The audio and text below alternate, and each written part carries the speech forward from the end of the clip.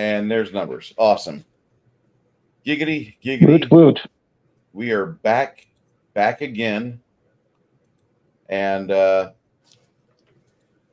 name is Bruce.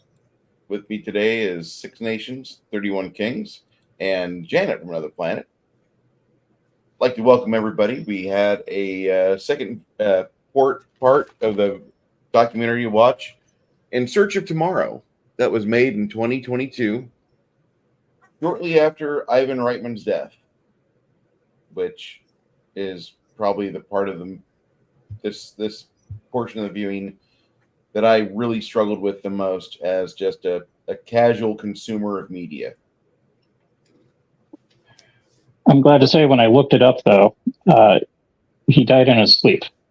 Yeah. So either sleep is deadly or he passed away relatively unscathed at the age of 75. I hope y'all make it to 75. It wasn't died suddenly or turbo cancer or all that other nonsense we got to deal with right now. Nothing makes me happier than turbo cancer, let me tell you. Just the thought of like going from completely fine to within like 48 hours, that kind of gives me hope and fear. Anyway, I know. I'm sure he wasn't fine. You just didn't know he wasn't fine. He looked like he was not ailing from anything, but you could tell his health had started to go downhill from his days filming Stripes. Well, my mom looked perfectly fine. And then one day she just took John to see. And we took her to the emergency room and they put her on IV and stuff. And then we took her to a specialist because they couldn't find out what was wrong at the little hospital she was at, and found out she had what is that? Pancreatic cancer.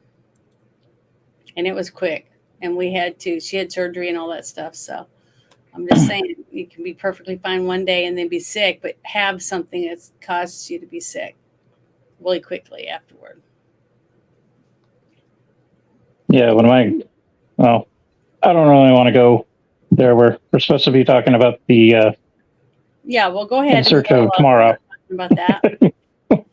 Yeah, I wasn't as impressed with the second half as I was with the first half. I don't know if it was because of the movies they chose to talk about. A couple of them I'd never seen, but the ones I had seen, I wasn't real impressed with. So what did you guys think about the choice? But they also did a bigger bang, because like the early 80s, there was a crap ton in just a span of like 2 or 3 years. Mm-hmm. So it's like you get up that slope and you go down, and then it's all the little hills afterwards. Like they did touch on some really good subjects. Well, yeah, the music score is definitely, to me, I say that a lot when we're talking about lots of movies, that if you have a really good score, it either pulls you more into the movie, especially scenes that they're trying to make more dramatic or sad. It's like they said, parts where you'll cry. The music helps the emotions flow throughout the movie, and if they don't go with whatever's going on screen, then you'll get jolted out of the actual what's going on. It takes you away from the movie, and I think that hurts it in the long run. But the one guy, he was saying that you hear this dun dun dun dun dun dun, dun, you automatically know what movie it goes to, and they just don't do that anymore. They don't have full orchestras anymore to and get these wonderful people to write this music, iconic themes like they used to. I just don't think it's going to be a big thing anymore. I wish it would. I wish they put more emphasis into that, besides making it all techno and, a computer generated soundtrack, which I just don't think is as appealing to human emotion as an orchestra and a human coming up with music. I gripe about today's musical scores quite a bit. It's kind of if I was more well known, it would be a meme. But ever since The Dark Knight came out in 2008, musical scores have just hit a nosedive. They've completely gone to shit. And I haven't bought a score for a movie except for the Avengers 2012. That was the last score of a film I bought because I definitely bought the Galaxy Guardians of the Galaxy ones. They've been good. Good because music. I've got a subscription to YouTube Music. I haven't bought a score. I bought music, but it's not OSTs for anything. And usually I'll buy an OST because the choice of video games I play, the first person shooters, the boomer shooters, the pixelated shooters, they are all synthwave or Andrew Holsham. He's really fucking good. I'm not impressed with the music since I think it was Horner did the Dark Knight in 1988 with the long, like just blowing his trumpet for 40 seconds, and that'll be the score, cut, print, release, and it bores the shit out of me listening to music today. The movies they did, 86. I'll start with 1986. They talked about some good ones. They talked about Star Trek IV: The Voyage Home and Aliens. Both of those movies are. Well, it was the second Aliens. Yeah. The one with the little girl. Yeah. Yeah. Aliens is very much a woke script talking about the Vietnam War. Because we have these fucking Marines. They're fucking Marines. We outfit them with everything. They get railguns. They get a giant spaceship. But they get slaughtered in a dark hallway somewhere because why? And it's just James Cameron bitching about how did we lose the Vietnam War? Why did my friends have to die? And I get that. This is also the same year that Platoon came out. And I think America was in love because of Platoon. We fell in love with talking about the Vietnam War again. I think maybe it might have been that or Hamburger Hill. But we had a whole run of Vietnam War movies in the 80s. Do you remember that?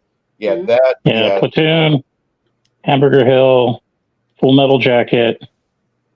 Then we had those TV series like, what was it, China Beach and Tour Duty. And Tour Duty, yeah.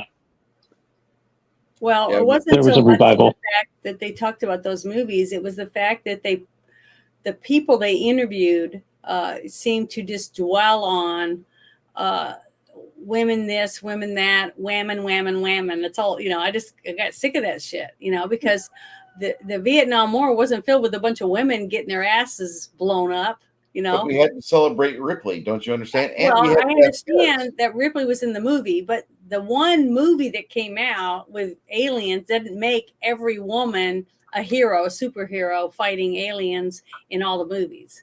You know what I mean? I'm just glad that they didn't mention Hanoi Jane. Yeah. So I just got that part of the second half is what things like that is what took me away from the wonderful storytelling that was in the beginning part of it. I mean, there was little bits here and there in the first half of the documentary, but it seemed like the second half was just overwhelmingly. And I love Julie Brown. I love her as an actress and some of the things, but boy, just listening to her go on and on about her vision of what she wanted America to be. No. I'm glad it isn't. I'm glad I don't live in her realm of what she thinks the world should be like, or some of the other women that they interviewed, because I'm definitely not a bra burning, pussy hat wearing woman that thinks that men don't belong on the planet. I think there's room for men and women, and I think there's entertainment that's good for men and women with action in it, and it doesn't all have to be women running around blowing shit up. It has to be a good story, to right off the bat. I mean, to me, if they get back to telling stories and entertainment, I think we'll be a lot happier as viewers to buy tickets. Hello. She was married twice. This is Chairman Z. I want to make sure that Janet's Samsung refrigerator completely locks her out until she stops talking like an Americanized person. She needs to be reliant on the agenda. Samsung will lock her refrigerator up. Thank you. This is Chairman Z. Oh, I'll try. I can't help it. That's the I agenda, love, though, Janet. I love The agenda- 80s movies. And the agenda is celebrate woman. Don't focus on the fact that Queen Latifah cannot run in the Equalizer TV show. Don't focus on the fact that she can't fight her way out of a wet paper bag. She's a woman. Believe her. Yep. While man Celebrate making woman war. while degrading the woman at the same time. Yeah, that's terrible. Yeah. Like, I don't understand it.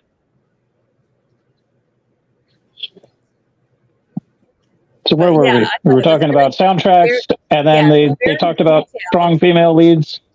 It was very detailed, though.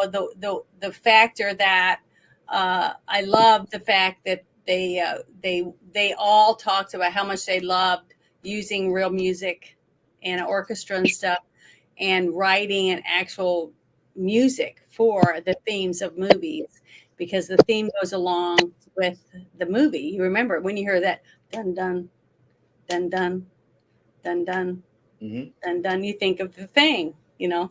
When you hear dun dun dun dun dun dun dun dun dun, you think of Jaws. I mean, it's just the music goes, and you just instantly the movie comes in your head. Name a couple movies that are out right now at the movie theater, or that you just heard in the last couple of years that would happen when you heard the music. Not much. No. There's no bells ringing, but Ghostbusters theme, Star Wars theme, Star Trek. I mean, all these different movies that came out. Spaceballs. Yeah, Spaceballs. I mean, it's sad that, you know, The Thing, there was just lots of music that we heard it and you knew what movie it was from. You don't have that now, because they don't even, I mean, do we even have composers anymore? I mean, it's been forever. Not really. So when I bought It's all tickets, sampling and auto tune. when I bought tickets to go to the Star Trek convention in Las Vegas for 4 days, on Saturday night, it was going to be a black tie affair where they were going to have the orchestra there, an orchestra playing the music from Star Wars, or Star Trek, I mean, for the people, for the gala. And I was real excited about going, and everyone else that I was talking to is excited too.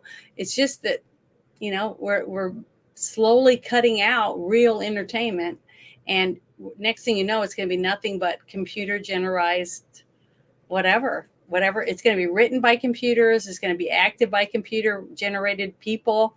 The music's going to be made up by computers.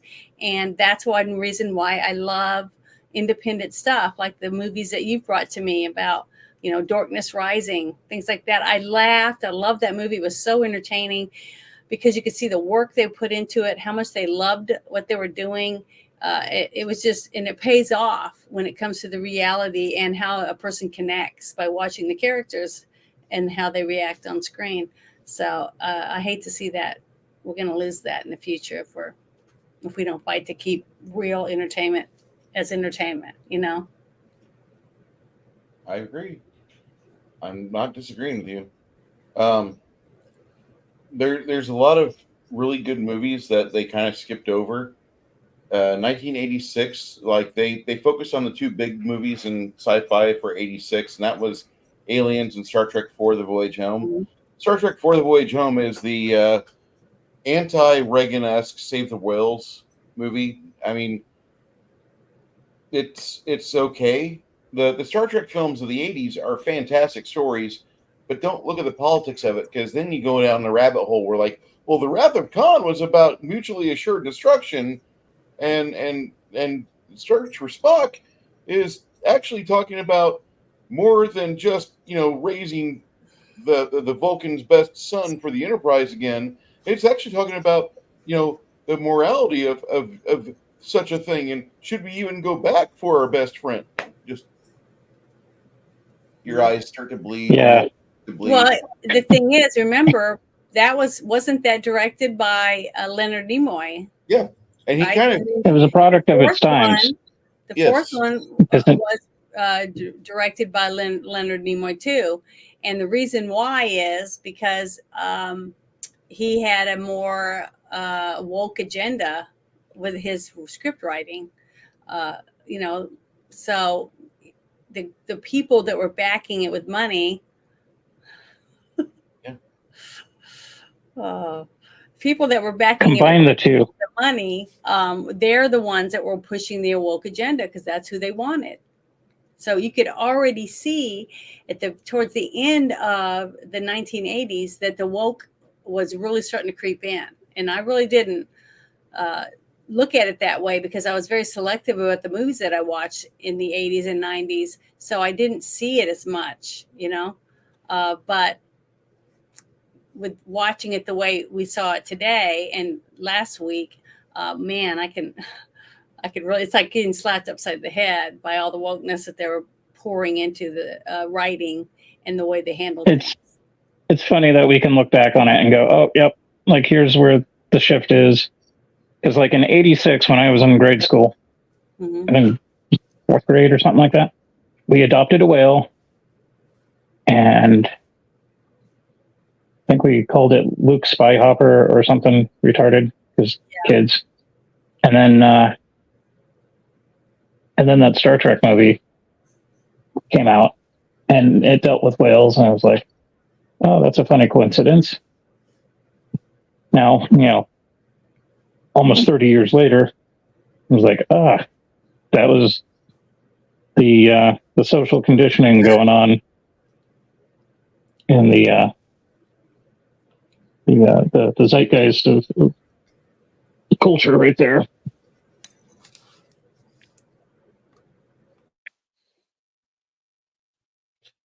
Did you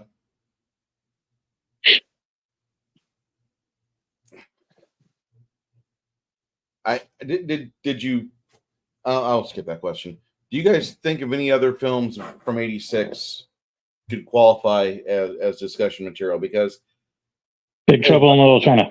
Yeah, well, that's not sci-fi though. I mean, that's my favorite movie of all time, and I wouldn't disagree with talking about that. We've already done it for 1.5 episodes, but I mean, that's obviously my favorite. Sci-fi. Okay. Yeah, it was like sci-fi fantasy in a way because of the way the story was told. It's much more fantasy It was than more sci-fi. action. Yeah, action fantasy. I would lump that into like the action stars movies. Mm-hmm. I mean, it's obviously a great Kurt Russell, John Carpenter. There's not a movie that compares to it. The thing is that if we the Manhattan Project, if we keep going the way that we're going, I don't know if there's going to be anything left. Everybody be going to the old stuff to watch it, rewatch it, and try to get it. They'll be trying to get copies that are no longer available, you know, because the government said they deemed they were, you know, whatever against the law, you know, like books. Like what was it? The movie I want to watch is the one with Denzel Washington, and he's blind. the Book of Eli. Yeah, the Book of Eli. You know, basically how, you know, nobody has books anymore because they've all been outlawed and stuff. They've been destroyed. I wouldn't even consider that movie to be sci-fi. That does have some elements of sci-fi, but that is such a character movie. No, I'm talking about that's where we're headed. Yeah. We're headed to a government that, like what Disney's done with all their movies, they went back and destroyed classic movies to put in woke agendas, you know, and change it. Like E.T., they took all the guns that the guys had on their belts and made them into walkie-talkies and flashlights, stuff like that. So you're not even seeing the authentic art that was created that we got to watch when we were young, you know. So now we're seeing fake. They glazed over a lot of movies in '86 because you had Shopping Mall, Space Camp, Time Bandits that came out in the 80s. From Beyond is technically sci-fi, but it's also horror. Sci-fi. That's right. They covered Howard the Duck. They didn't cover Critters. That had aliens. That was really a good movie too. Hmm. Between that And Maximum Overdrive. when was Invaders from Mars released? 86 or 88? I want to say it was 88. I could be wrong. Was Killer No, it Clowns was from 86. Outer Space? That came out in the 80s, didn't it? Invaders from Mars was 86. Killer Clowns from Outer Space was 88.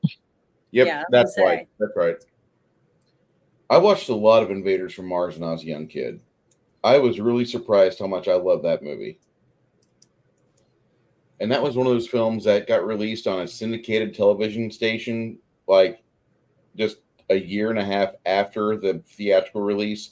It should have been a year and a half later, just now getting to Blockbuster, but it seemed like they shortened the time to get movies from the first run theaters to the Blockbuster because they had to make their money. They like, we got to get it. And they forced him to keep the money train flowing in. Don't let them forget about this movie, you know. And once they discovered that things like Big Trouble in Little China didn't have to be big box office successes, the studio could make millions of dollars through Blockbuster and Family Video. They really changed their tune because for a while there in the early 80s, they looked at video rental stores as the enemy. Yeah, it was like, we're the poors. Yeah. One of the things that I thought was interesting was the fact they didn't talk about a few of the movies that I would have brought up, like They Live, you know, I guess because it didn't set in the genre or the point of view that they seemed to have went, the direction that they went into. It was like they did the first half of the documentary to pull you into it, saying, "Oh my God, I can't wait to watch it," you know. Because that's how we all were like little kids in the candy store. We were so excited. I just was so into it that nothing existed around me because I was just so happy to be watching it. It was so good. Just seeing all the memorabilia and hearing how they did the creatures and the makeup and the costumes and the sets and all that. I just thought it was great. I definitely am going to watch that again. But the second half, it seemed like they were afraid to close out the movie without pushing their agenda at you first, you see, which is why I think that you're onto something. And we did not see any love. We saw very minimal love to our favorite director, John Carpenter, because after 86, he basically went fuck you to the big studios. And this movie here, or this documentary here, as much as the first half is so good at wrapping us in and pulling us in and having us just view it and just go, oh my God, the feels, the retromania. As much as that is, the problem is that the final half of it got super preachy about shit. And not even things that I would even consider like we need to talk about it. Because we've been talking about the woman believe all women bullshit for the past 7 years now. When did Annihilation come out? Because I remember that was the big studio movie that was supposed to come out and show us that women can do everything because it was female led, females behind the camera, female editors, female everything. The movie that movie, the Ghostbusters one with all the women, I didn't even watch it. Okay, but the thing is, that doesn't exist. Yeah, but the thing that movie doesn't exist. I don't even give a shit about it. Okay, but what I mean is, during that whole thing, and proof is in the pudding. They didn't make money.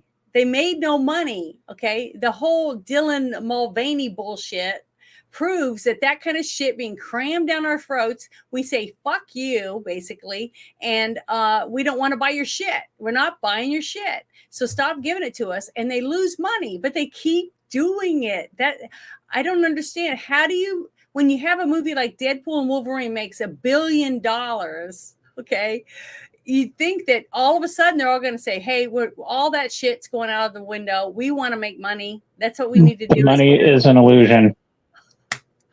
In a Marxist society, everybody has what they need. They're given their portion. They do their job. They worship the state. So these studios, they can lose hundreds of millions of dollars on shit movies as long as the people that are giving them the credit scores and whatnot that they need to function, as long as they toe the line with their I think politics. if you and I, which I think we already know that that's going to happen, is that we keep supporting movies like Wolverine and Deadpool and other movies that we see that we love, okay, or even streaming services that make the content that we want to watch, and we buy their shirts and their shoes and their hats and their memorabilia dolls or whatever it is that we spend our money on, their posters. Over time, I really do believe that it will make a difference, that these companies that are supported by other companies like pharmaceutical companies or whatever, and when they start seeing that we can't keep you guys up anymore, we can't keep floating you because we're losing our shirts and our people are not investing in us anymore, then we'll start seeing a change. But don't buy the tickets, don't buy their shit, and stop and turn the channel. That's the only way that we have a chance of making a difference. I want to see stuff like They Live, The Abyss, which I thought was really pretty damn good. Movies like that, or like the what was that one that we were talking about? That the kid that won the video game, The Last Starfighter. Last Starfighter. You know, movies like that just tell us a story and bring us in, and we're rooting for them. You know. I like the nod that they gave to. I loved that movie, and it didn't have a woke agenda, I don't think, even though the lead character was a woman. You see, they didn't cram it down my throat. I don't know. I'm just saying, if they can put women in shit and make it good without having to feel like I have to get a plunger to get the shit out of my ass. You know what I'm saying? Because they've been cramming. I like the fact that they gave a nod to Akira, which for most folks is an obscure anime. Me too. And an even more obscure comic. Mm-hmm. But they failed in 86 to mention Transformers. Oh yeah. Because that was a big clean hero movie. You know, it had real basic heroes. I would go with clean, because I remember my mom. They killed off like half of the toy line, and it traumatized kids, and then they had to retcon everything for the new season of Transformers that followed. But I thought you were talking about the cartoon movie. I'm sorry. Yeah. The Transformers cartoon movie was fucking traumatizing for 11-year-old kids, because you go and collect the die-cast models, and then the plastic ones which were all right. They weren't as good as the die-cast ones. But then you get your little collection of Autobots and Decepticons and whatnot. Yeah, you get your Devastator and Omega Supreme if you were lucky. Yeah. But and then the movie came out. Yeah. Tell her about. And they murder off a bunch of people. The fucking the script completely, like, they went to war, and the first 2 minutes of the movie, like, the original Transformers, Jazz and somebody else got their fucking chest completely blown out, smoked. And you've been watching these cartoons, playing with these toys for like 2.5 years, and kids start being taken from the theaters by their parents because they're bawling and they don't want to watch it anymore. Mm-hmm. And this was a thing in 1986. It actually, the toy companies were like, we need a new line of figures. So let's get rid of the old and bring in the new. And so they bring in a new one with a new script, or they bring in new Transformers. But the Transformers line got hurt by that movie.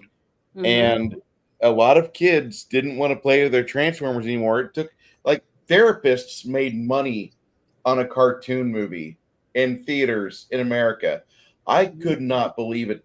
And my mom's church group said not only did they have wanton violence and death, but there was cussing in this movie. So you know what? I didn't get a chance to go see this film until I was like in my high school years, drive myself to Blockbuster, pick up the movie on VHS and take it home and watch it. And really, aside from the death, the movie was not that good, I thought.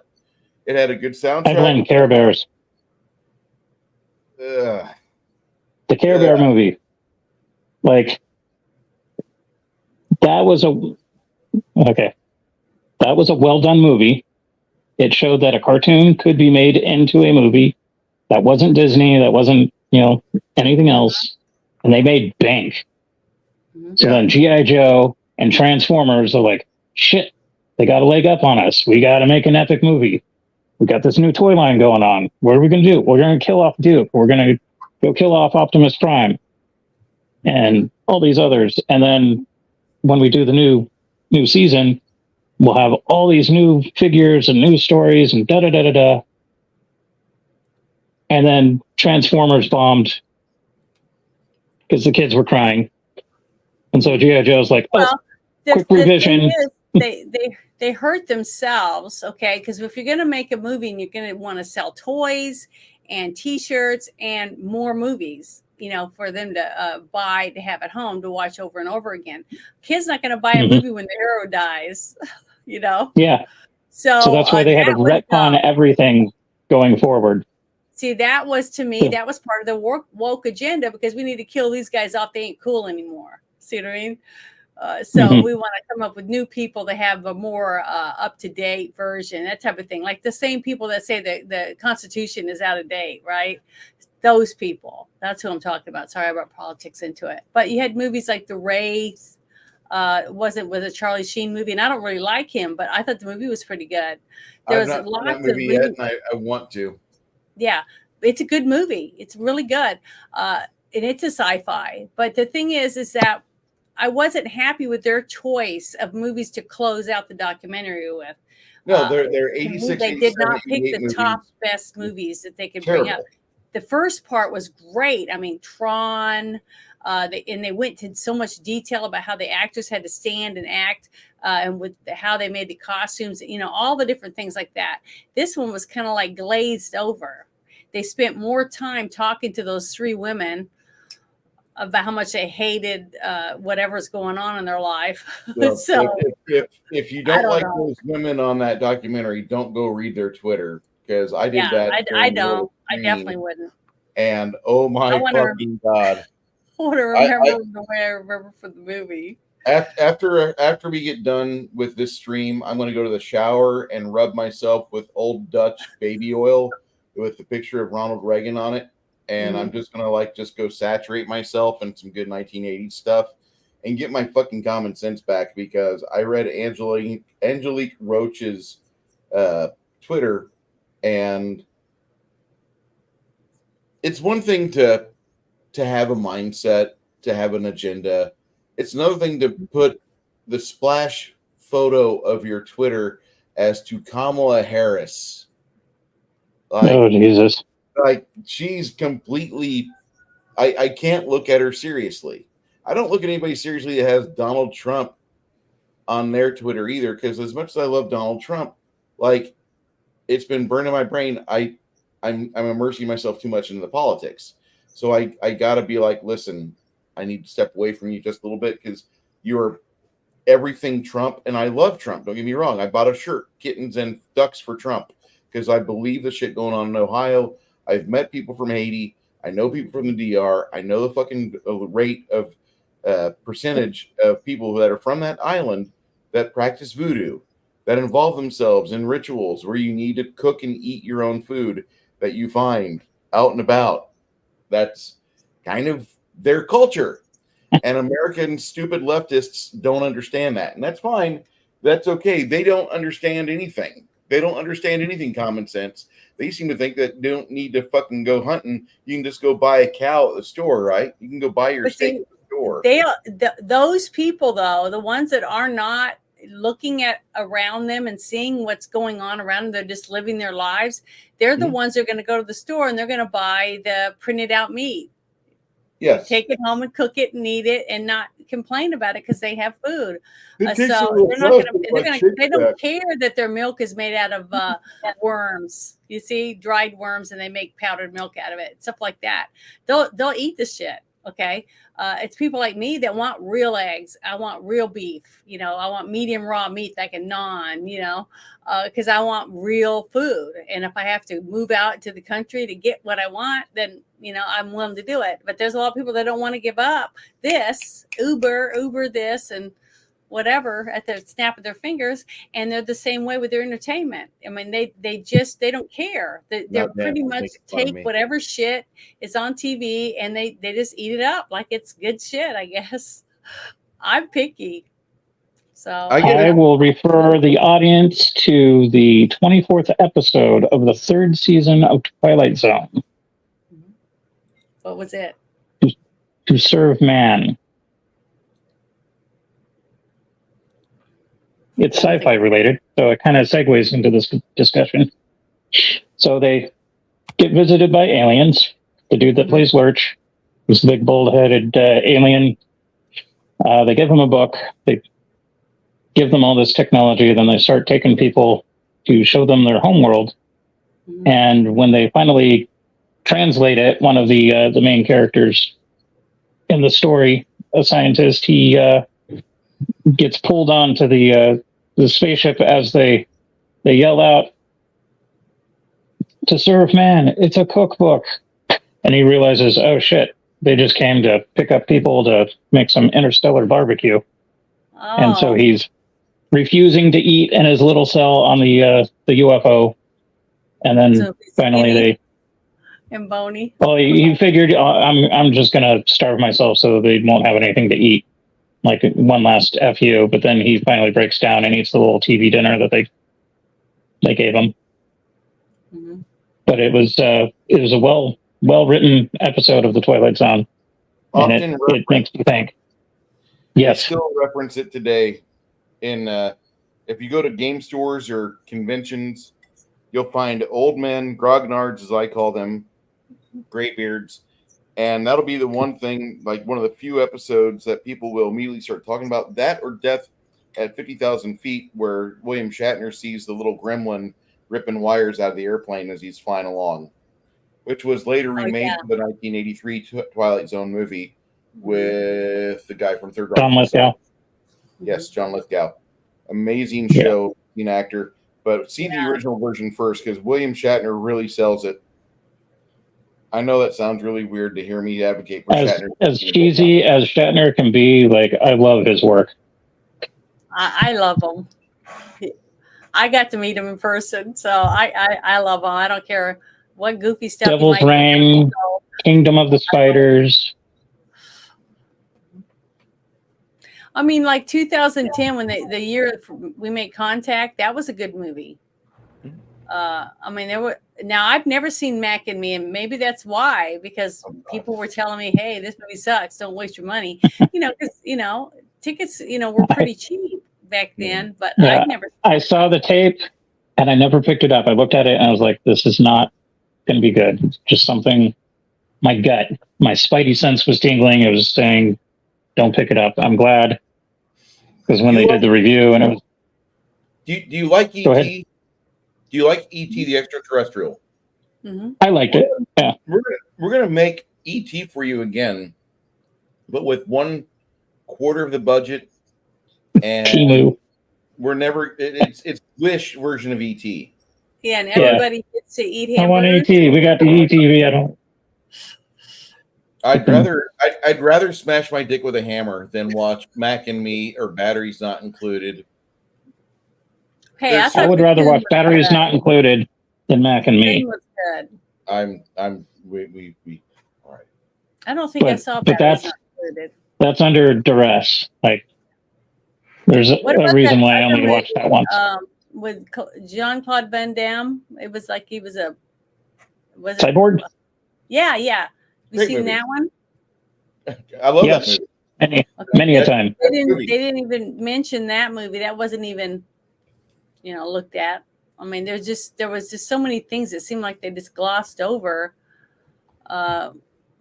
I don't know. They missed out on a lot of movies. I thought there I was. want to say Cyborg was 1991. Was it? That's a time sensitive movie.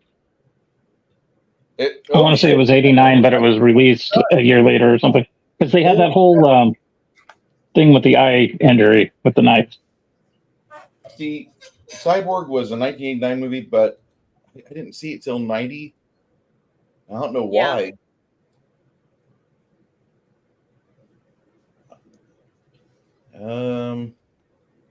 '90s was a magical time because Yes. you know I mean, you're I wouldn't you're a mind seeing teenager. another You can rent your own movies, get your own video card.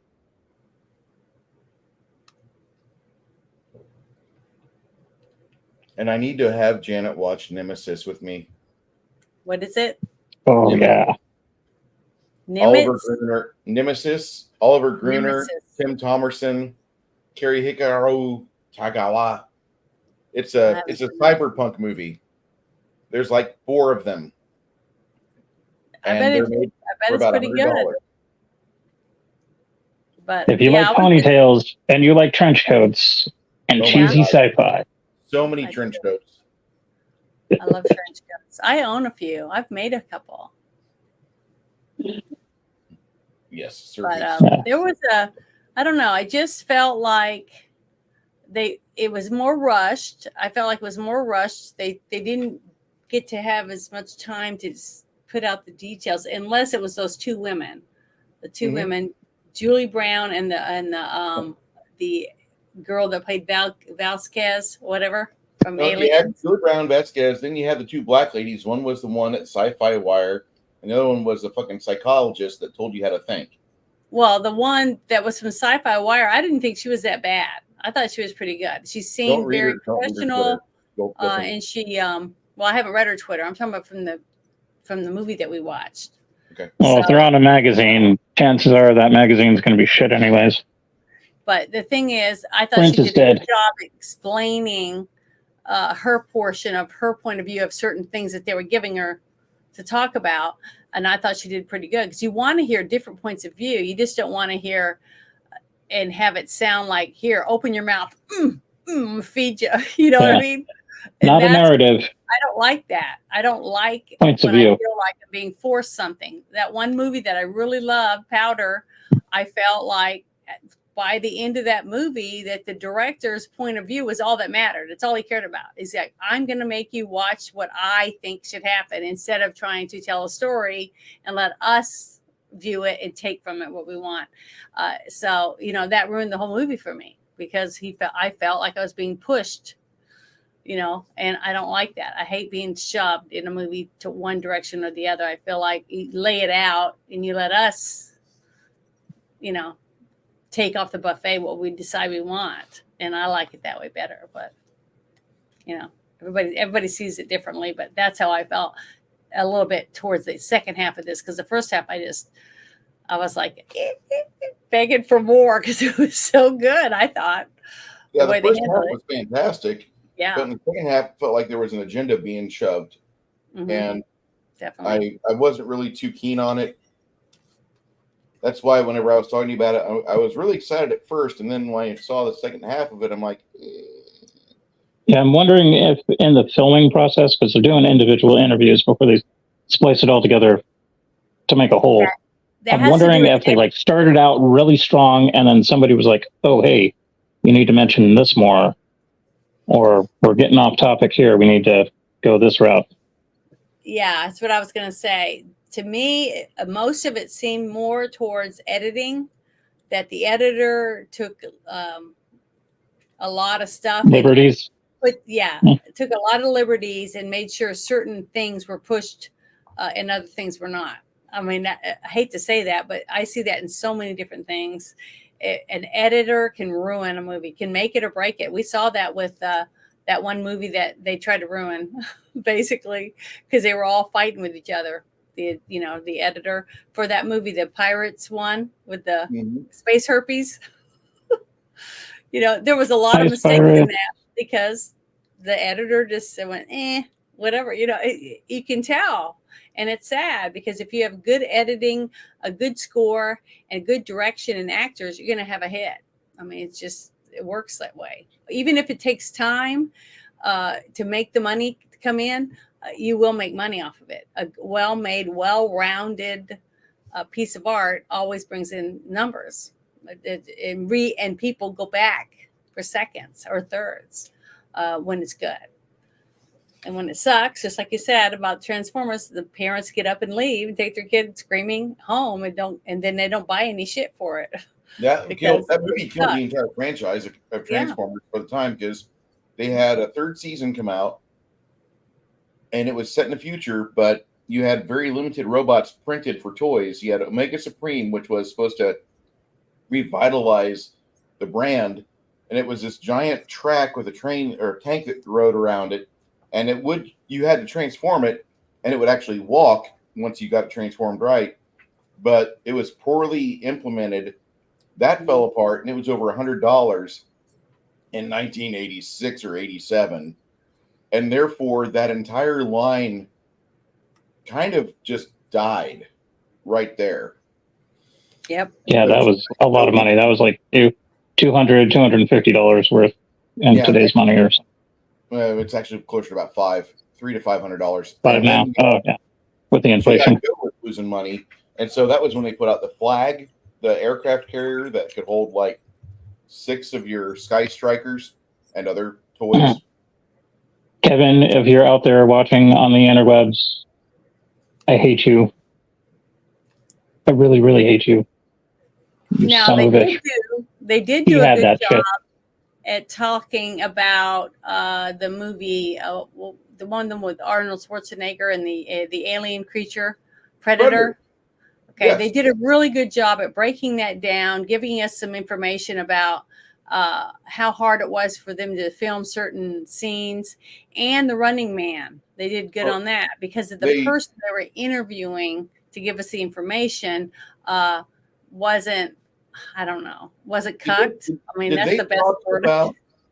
Did they talk about Jean-Claude Van Damme being the alien at first on Predator on this? Or yes, I can't remember. On the first half. The first half. On the first half. Yeah, not on this side, they didn't. Yeah, because I saw a separate thing where they were talking about the problems with making Predator, and then you see the outfit.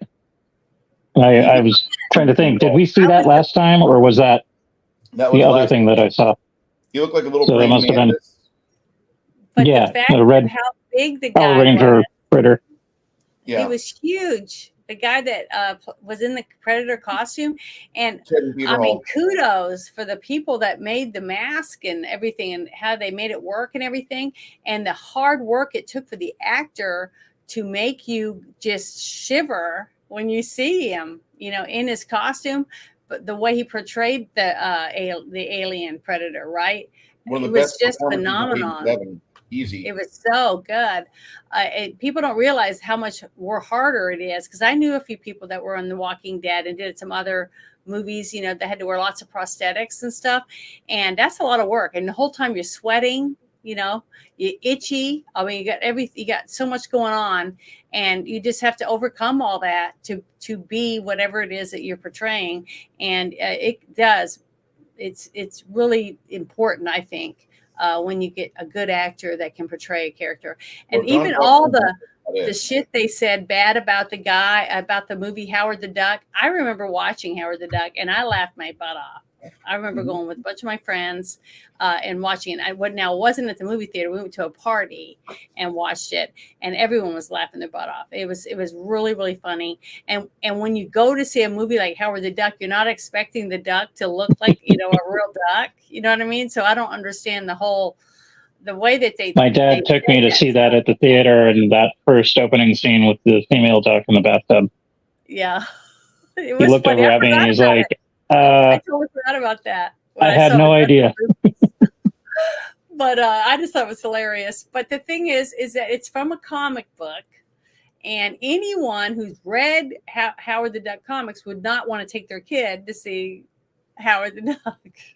Just like you wouldn't take your kid to see South Park, the movie. I mean, I was shocked when I was standing in line. That's how many kids I saw in line with their parents. I'm like, why are you bringing your kids to this movie? Well, it's a cartoon. I go, but haven't you watched South Park? Not really. It's more akin to heavy metal than it is to like Goof Troop or whatever. Mm-hmm. Yeah. Well, I don't know. I just thought they did really good in some aspects of it. Maybe it was because I'm a little biased towards the few people they had speaking or doing the interviews, but it just seemed like those two women were giving half the movie, basically. You know, half of the interviews were them two speaking, and almost all negative.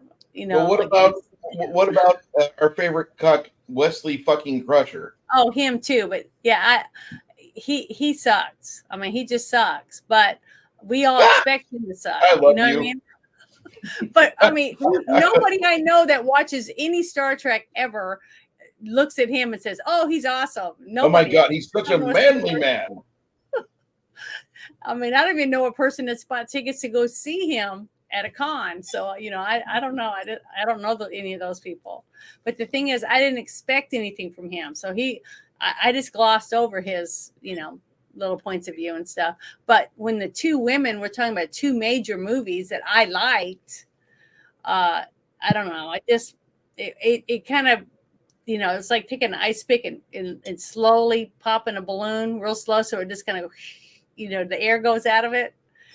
That's how I felt kind of when I was listening to Julie Brown talk about her movie that she helped write.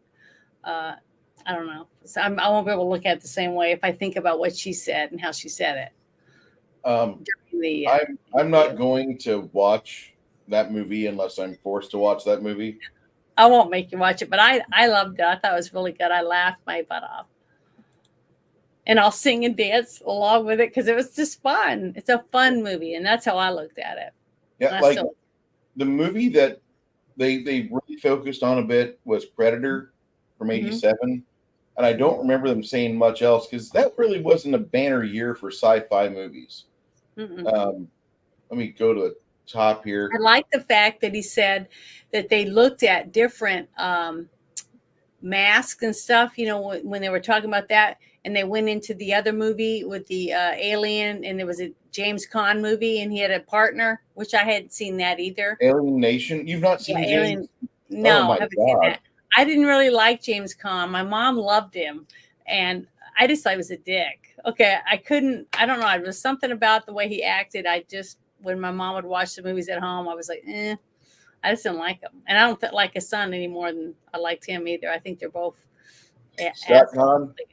just like Charlie Sheen. I really don't like Charlie Sheen that much either. I don't like his movies. So I don't know. You can't. Sorry. I mean, if Charlie Sheen's on a movie set, there's got to be like, all right, we have to have nobody with their phones out recording shit. Please don't be uploading any footage unauthorized to IG. And so it turns into like Wild West stuff. Yeah.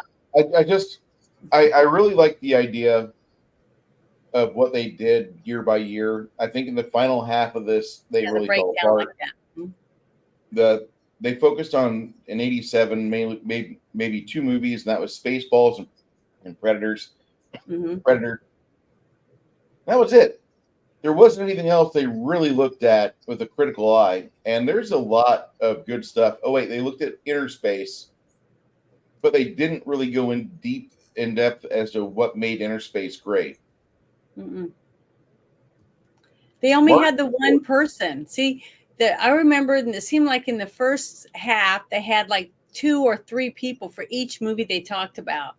And either they talked about the sets or the design or the storyboards, how they came up with the actors, why they chose these different people, stuff like that. Okay, with the movie, each of the ones they talked about this time, they had one person say a few things about it, and then they would go into detail if the 2 movies with those 2 actresses, and they were like gave them, you know, the whole schmeal. They were pretty much the only ones that talked about those movies.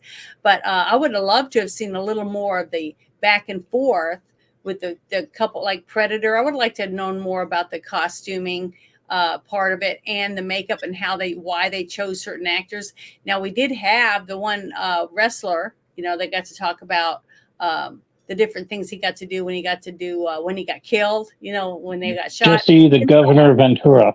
Yeah, when they talked about the squibs going on, how hard was the entire movie fell apart to make it look like how they were killed, things like that, you know, other details into the movie, the magic of movie making would have been really nice, but it seemed like they dropped the ball in the second half. Yes. All the fun, exciting things they added to the beginning part of the movie with all the details for each of the movies that they brought. When they zoomed in, you were like getting excited to see him talk about it, even if it wasn't a movie. Because when they were zooming in, it was right next to the Killer Clowns from Outer Space, and I was really excited. And they didn't go to it; they went to the one beside it. So, well, technically, that's a part about it, a horror movie, but it is a sci-fi horror movie. They could have talked about it. Outer Space. They gave a little bit of time to Predator, but Predator, the main part about Predator that you have to understand was they started filming in the jungles of Mexico. Mm-hmm. They had a guy in a rubber suit that didn't like being in a rubber suit, and he's causing problems on set. What? He was a huge guy. No. This is the first guy, not the second. Oh, okay. Yeah. Jean-Claude Van Damme. Van was the first alien in Predator, and that's right. Okay, Poor guy didn't know what was going on. He's really good in No Retreat, No Surrender. That's his first major role. He plays a hell of a bad guy. The only other time I think he played a good bad guy was in Expendables 2. But he was mad because he didn't realize he was not going to be seen. See, he thought it was going to be seen. So he was pissed because he just like what the Mandalorian shit. The Mandalorian doesn't want to be the Mandalorian because he doesn't want to wear a mask. He wants everybody to see who he is. And that's not the Mandalorian. So they picked the wrong actors. But when they got the new actor, he was happy to do it, and he did a kick-ass job. Hey, Cotton. Not everybody can be Henry Cavill. Yeah. So what happened afterwards, and Henry Cavill or the guy that played Dredd in 2012, I can't think of his name. Oh, Carl Urban. Carl Urban. Yeah. He's one of my favorite Kiwis. But the Predator came about as a classic because as they're on a flight back, they're talking. Stan Winston is involved with the conversation. I believe it was with James Cameron. Cameron says, "I've never seen an alien that had the right mandibles, like an insect, and we need that, and we can do it. We have the tech now. Look at everything we can do with the little toys that we can put on the facial prosthetics." And so this is 86, 87, and they salvaged a situation that could have been really bad. Yeah, that movie got saved by conversation because they had already thrown the money at it. They had already taken care of a lot of problems, and it turned from a total poop screw with fucking Jean-Claude Van Damme, and instead it turns into something.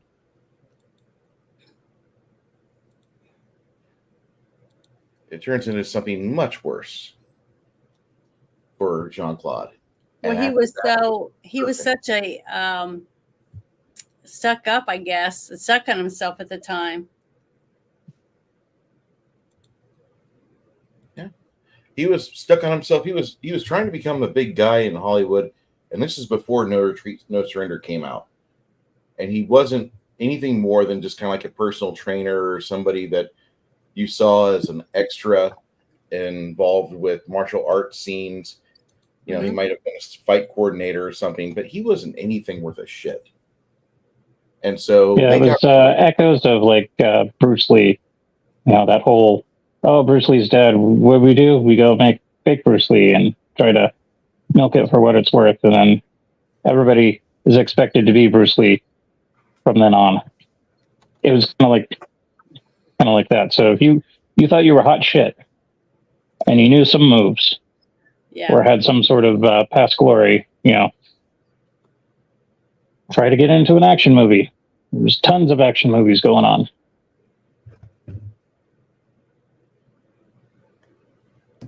So that movie got saved, and they should have talked about that.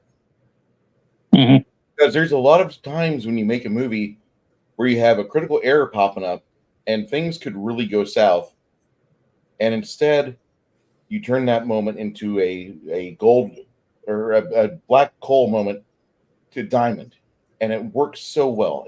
That movie fucking that the Predator film from '87 is still looked at as one of the high watermarks of sci-fi, of horror, of suspense.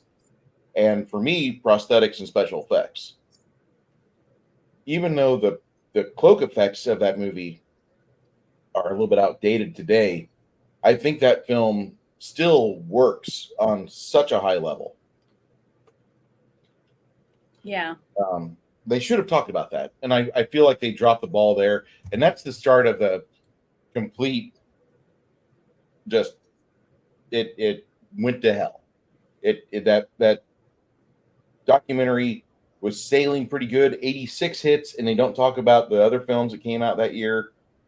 Okay, fine, 87, Predator, and like then they start focusing more on a bunch of the social issues, which we understand that sci-fi writers write sci-fi because social issues are a thing in our head. So we got to write about save the whales. We got to write about like how we going to save the planet. Well, let's make fucking Soylent Green people. Mm-hmm. I really have a problem though when the social issue is bigger than the movie itself.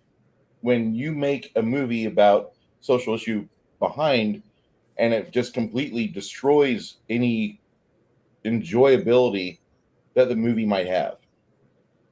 Luckily, Predator didn't have that. Aliens really doesn't have that. It is about the Vietnam War, but it's not so much that it strangles you like we got to figure out why we're dying. It doesn't do that to you. It could if you analyze it too much, and it'll ruin that experience for you. But I really enjoyed the movies they discussed up to that point. When they start talking about Earth Girls Are Easy, that's a cute movie, but I don't want to hear Julie Brown. Julie Brown's boring as hell to me, and I don't mean to dismiss her like such a. And that was one of the things that I was shocked that they put in this because Gina Davis and her at the time, lover in real life were the stars in that movie, and so she got knocked down a notch because she was trying to push her agenda to be the star in it and to get producers and stuff to produce it. So the fact that she gets top-notch actors like Gina Davis in her movie, and I don't know how much money it made, but the thing is, she said she got more money than they were willing to pay for her, right? Yeah. So she was pissed off, and the fact that they let her say those derogatory things about Gina Davis in this documentary and it was put out, I'm shocked. Yeah, that was a part about it that part of me thought like, where's the editor on this documentary? Why was that made public? It's the cattiness of Hollywood. Yeah, it was very, I don't know, it's very cheap shot, very unprofessional for her to do that. And I don't think she ever would have said that, 20 years ago for sure, or however long ago this movie came out. The thing is that I was shocked that they let her put it in it. You know what I mean? Is it because Gina Davis has basically stepped away from movies for a while and she's not been verbal enough for the left or something that they left it in there? So I was just surprised by that. That surprised me a little bit. And Jeff Goldblum and her aren't together anymore. So, I don't know. I just thought that whole thing was just ridiculous. I don't like Julie Brown. And I know that probably if she was in person at a party, we'd probably get along well. We'd probably laugh or something.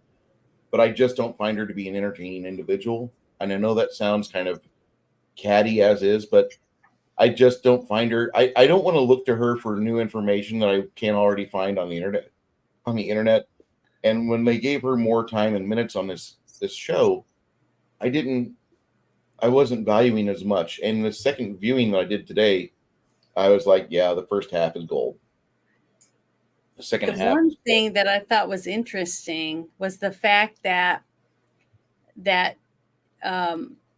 if you look at it, you go back and look at the people that you see that make those kind of comments about other actors and actresses that help make their movie a success. You know what I mean?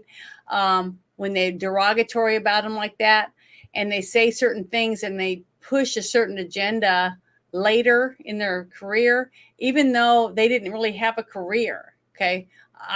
What other movies was either one of those women in?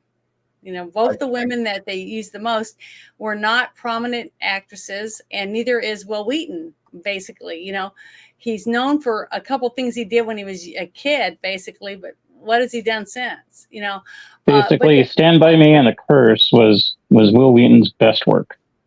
Yeah. Yeah. So what I'm saying is, I just think it's funny that you don't see people like Dennis Quaid or Goldie Hawn, someone who's made a career out of making movies, talking about specific actresses like, oh, Julie Brown was in my movie and man, she sucked. You know, she did this and she did that. She was a piece of shit, or what, you know, you see what I'm saying? Because they have class or whatever you want to say. They're not that kind of person. They're not going to stand there and say shit like that. Why do you think that when certain people say certain things about people running for office, they stay out of politics, they stay out of certain things?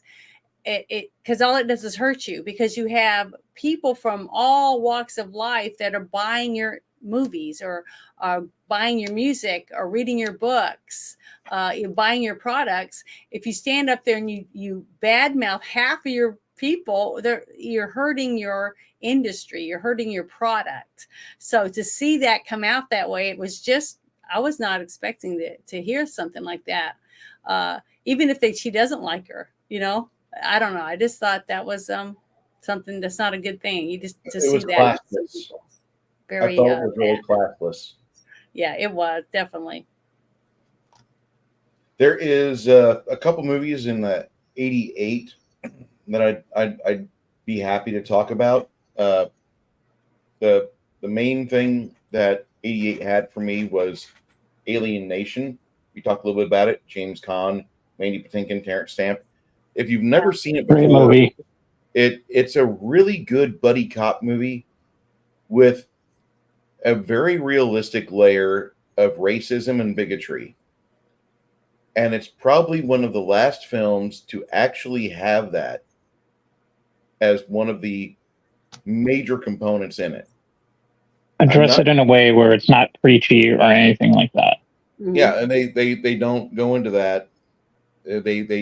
It's just a fact of life. Everybody has to live with it. You have aliens that are now on Earth, and we have to get along. And it's very different type of film that you would expect in that era, because a lot of times movies that were made sci-fi, if there's aliens, we got to come blow them up. You know, we got what was it? Invaders from Mars. We had the Critters movies. I mean, all these movies are coming where like the aliens came to the farmstead, aliens got destroyed by Mama with a shotgun. And this movie here, the aliens came and they were introspective. They were trying to be deep. They were trying to be pleasant. Like, we know this isn't ideal, but we're going to try to work with you because we don't have a choice. This is it. One thing I thought was interesting about the little bits that they talked about, because I hadn't seen that. I hadn't seen the series and I hadn't seen the movie, but it seems interesting because I do love anything with aliens, and I thought the alien look of them was very mysterious. I liked the costumes and stuff. But what was weird is you got an alien that's a police officer, a detective. That had to have taken years, and they're still talking about why are we letting them live here and stuff on TV. So is that because it's a timeline through the movie when they were doing that? Or is that don't want to have you don't want to have a population in an area without a representative of that population as some form of authority, which is one of the main problems we've got with the immigration thing going on here in America. If we're going to have all these third world areas that are being forced on us, so we give enclaves to people from Syria, we give enclaves to people from Shitstan, or we give enclave to people from Haiti. We need to pick out certain individuals from those populations, be like, you're fucking responsible for these people here.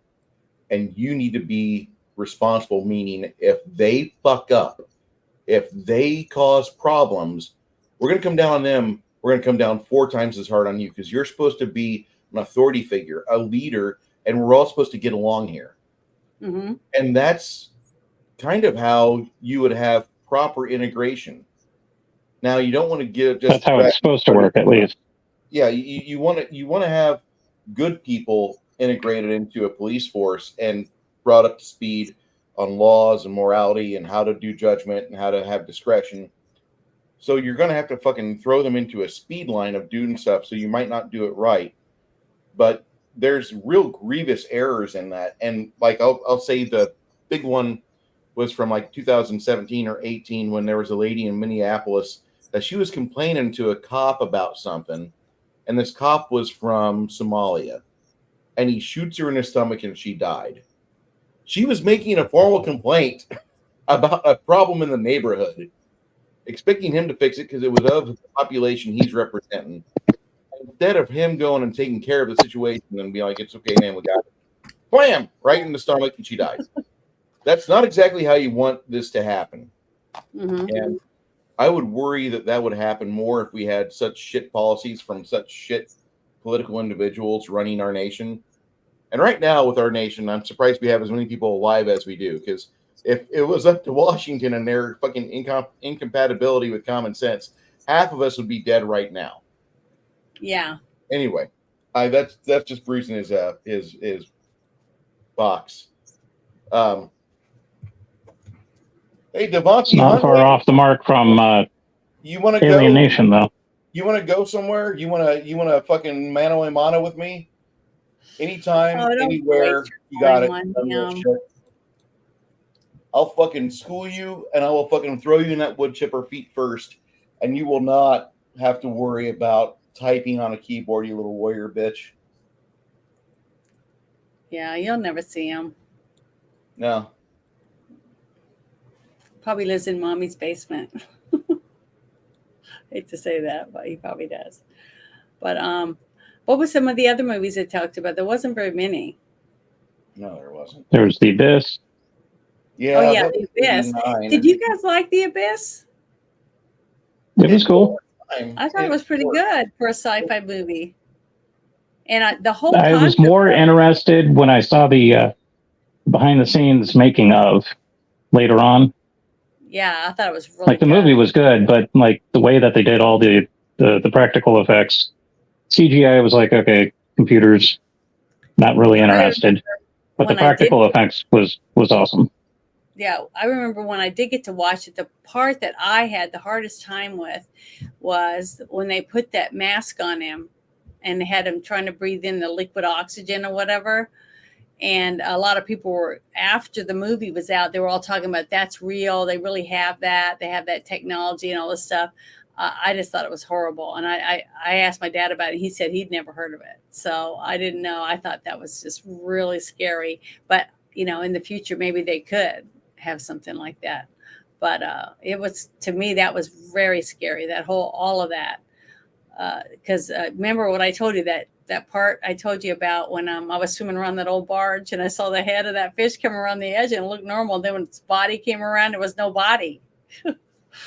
And all I could think of was dying, you know, down there by getting eaten by a shark in one bite, basically.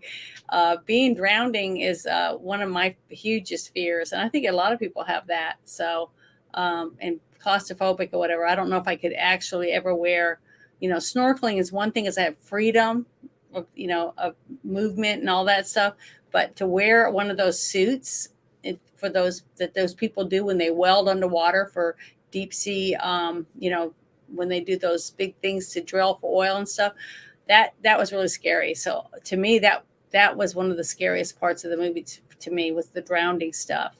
It was horrible. But it was a good movie. I enjoyed it. What's odd is that they spent so much time in the first half talking about Cocoon, but they didn't talk about the sequel. Mm-mm. They didn't talk about a lot of stuff. That's why I feel like the editing really lapsed. They basically just dropped the ball on the second half. I was expecting so much more, just to you know, counteract what we saw in the beginning, because it was so good. I mean, I dreamed about it for days and how good it was. I know I talked you guys' heads off about how wonderful it was, and I couldn't wait to see the second half. And I was just, it was just kind of sad, you know, because they did have the same girls in the beginning interviewing, talking, but they didn't run and run and run and run with it for some reason. So I don't know. I just wasn't as impressed with the second half of it as I was the first.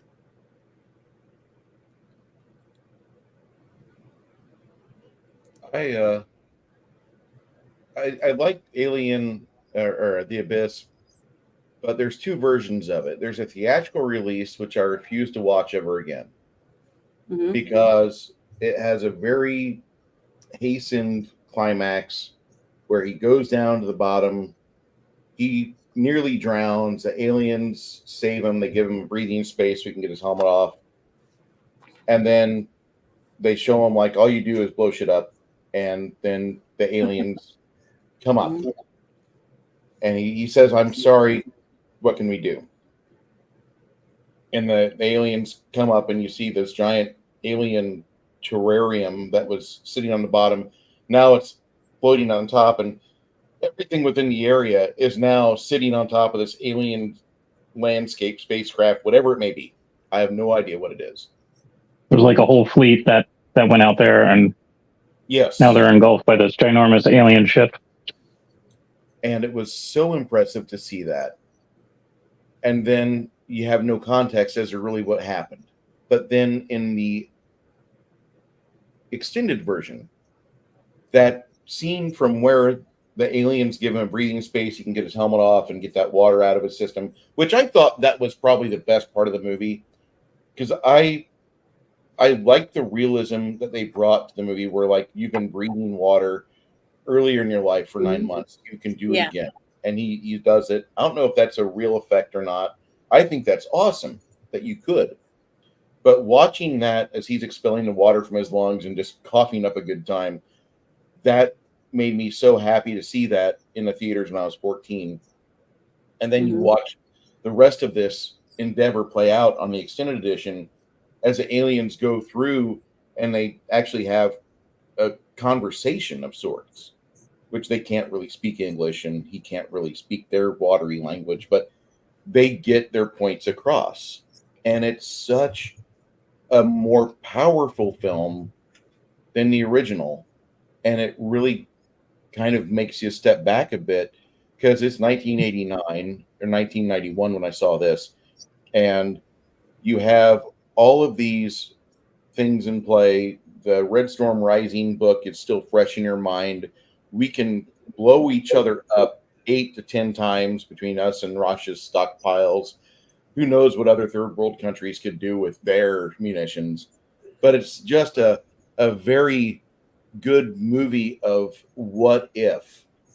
And it made, for science fiction, it actually does for me more to watch things like The Abyss than it does for me to watch things like They Live or Big Trouble in Little China.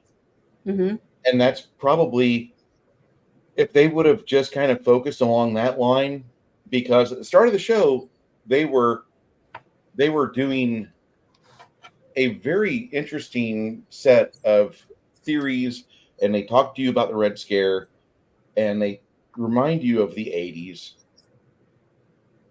It's just a fantastic time travel that you get to go play with,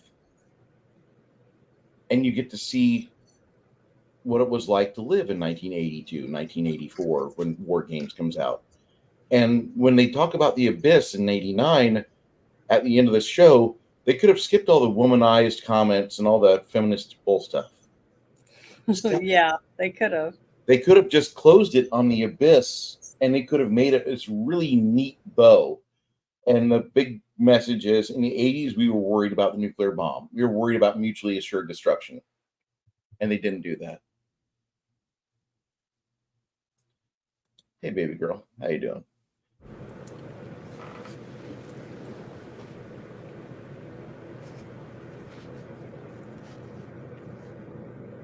You guys have any other, I mean, if you have any other movies, people in the chat, if you have a movie of the 80s that you'd like to discuss, throw it up in the chat, because this is a 2-part series where we looked at movies from 1980 to 1989, a good 10-year golden age of sci-fi, which I feel actually should extend to about 1994, when the special effects for CGI almost fully take over. And very Robot rare. Jocks would be good. Robot Yeah. Jocks? That was 90, wasn't it? Yeah. Technically. I don't know. I didn't see that one either. Never heard of it. So I can't comment on that. But, See, the actor that played the lead in Alien Nation TV series, he was the lead in Robot Jocks. And he just died 5 months ago. Something like that, yeah. Yeah. Yeah, I wouldn't mind watching that movie if you wanted to do it, the Alien Nation one, because I haven't. It's on the list already. I It's not remember on the people official talking list, about but it, it's and the same people talking about that movie with the guy from Greece. Don't remember his name right this second. That some movie he was in that was an alien movie. That Battlefield was Earth. Yeah, Battlefield Earth. I heard that was horrid, so I don't want to really see that one. But Janet, we have to watch bad movies in order to enjoy good movies. I just want you to oh understand my that. God. Okay. And you know what? I saw that movie twice. The I have first to time I watch- hated it, and the second time I definitely hated it. She's panicking right now because she thinks I'm going to pop onto her Willy's Wonderland. Well, no. That was a okay. wonderful movie. I'm just saying. I watched. Yeah, it wasn't Shakespeare, but for a paycheck movie, it was awesome. I didn't think it was good. No, it was terrible. But the thing is that there were many good movies that I remember watching. Not all of them were sci-fi, but in the 80s and in the 90s, I remember lots of good movies. It's just that it seemed like us going back and watching some of these things is making me realize and see that slowly over the late 80s and early 90s is when I'm first starting to see the blatant agenda that they were putting into the movies without me realizing it, because I wasn't looking at the who was directing and who was writing and all that. I wasn't looking at any of that before. I was only looking at the movie, for entertainment purposes. But going back and doing this, I've learned a lot about, wow, they really hate us for some reason, and when we're the ones that made them all what they are. But this new stuff that's come to light in 2024, a bunch of those I think are going to have the wind taken out of them, as we were seeing them slowly delete their Instagrams and X accounts. So much for deleting the past so that they can be unburdened by what they've done. Yeah, it's sad. But the thing is that what do like parents, like what you said, many times Bruce has said that he didn't get to go see a movie because his mom said, oh, there's too much cussing in it, or it had too much nudity, I've only seen one Eddie Murphy movie up until the age of 18. And that was because Dad bought the beta of Beverly Hills Cop. Mm-hmm. Well, Bruce should have hung out with my parents, because my parents were like, are you sure you want to watch that? And if I said yes, then let me watch it, with the exception of extreme sex or gratuitous violence. Well, see, although whatever passed for TV, my mom wouldn't let us at the time was pretty violent. Or she would not. I mean, she found out I watched a couple of vampire movies because my dad was, very lax when it came to that stuff. He would let us pretty much watch anything. If we brought it home, he said, "Sure, go ahead and watch it." He didn't even look at the box. He didn't care. But my mom was like, "What? Me see that?" She wanted to look at everything that we were watching or what we wore. If our shorts were too short, she wouldn't let us go to the store wearing shorts that were too short. All that. She was very, very particular. The caveat was what side of the family we were hanging out with. My mom's side of the family, we had some people from back east. If I were to stub my toe and say, damn it, they would say that I would be condemned to hell for blasphemy. Yeah. Blasphemy. Right. Yeah. And then my stepmother, her family were devout Catholic, and this was still during the whole satanic panic. So my cousin wanted to know what board game I was messing with, and I had my friend's copy of Talisman. And so I started showing him some cards of the characters, like the monk, the sorceress, etc. He's like, "Oh, cool." I'm like, "Yeah, it's a fantasy thing with magic and monsters and whatnot." And I forgot I gave them to him to look at. Well, he put them in his pocket. He went home, and his mom saw him and freaked out and threw them in the trash. And he ended up getting a beating for it. And Oh, I had to go replace the game for my friend, and it was horrible. I had a lot of second edition advanced D&D when I was a high schooler, and my mom and dad didn't like it being in the house. So before I left for the Navy, I burned it along with all of my Dragon magazines. I can always get more, brown books, complete book of fighters, the advanced player's handbook. I can always get that, but the Dragon magazine, trying to get those, that's rough. Yeah, that was the hardest part about realizing, nope, those are actually gone. And then a friend of mine showed me on the internet where I could go read all those Dragon magazines I threw away and burned years ago, and that makes me happy. It's a good consolation to, not having the physical media, I suppose. Yeah, I want to know what happened to my D&D Dragon, or my Dragon magazine complete TSR on CD-ROM, because I used to have that. Oh yeah, I had one of those too. I want to know what happened to that. I would love to have that back. I did that, and the X-Men comics on CD-ROM. 20 years of that, all on CD-ROM. And nowadays, is there a way that you can do that? I mean, I know you can take VHS tapes and mail them to companies and get them put on DVDs. They do that kind of stuff. There's other things out there you can do as well. That I know the company you're talking about, and they're put on Buck and Clay. Clay and Buck. I know what company you're talking about, and that's a very good thing to do, that you can preserve your memories, because I tell you what, you're going to forget a lot of that stuff nowadays. You're going to forget a lot of it over the course of time, but it's important to be able to preserve those things from back in the day, because otherwise you are going to forget. You are going to have situations where you can't recall a person's name, or you see a wedding album and there's somebody there standing next to your cousin who was your date back in 1987, and you try to jog memories, but the photograph is blurry as hell, because that's the photograph from 1987, 1988. And nowadays we can get those enhanced and sharpened up, and they can look a little bit better in digital format. Sorry. See this? See these? I found these when I was cleaning my dad's house, and they're paperweights, and they have pictures of my great-great-grandparents in them. And if it wasn't for my parents or my mother writing on the back, I wouldn't know who they were. Yeah. And that is what we're going to miss out on. When everything goes digital, you're not going to have stuff like this. Well, I would love to. And it will slowly get memory hold, which is the scary thing. Yeah, so unless you got it stored on backup and off of the internet, away from Wi-Fi, it could just suddenly disappear off your computer one day.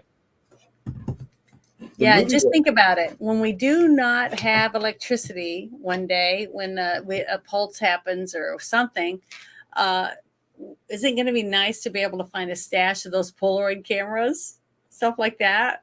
Because once all the phones die and whatever, even if you don't have service, you can still take photographs. But if you can't charge it or download the pictures, you're never going to see them.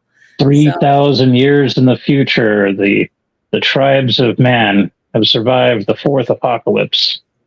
And they're reading freaking TV guides that they picked out of an old mall that was underneath a mountain that was of their sacred deity or whatever.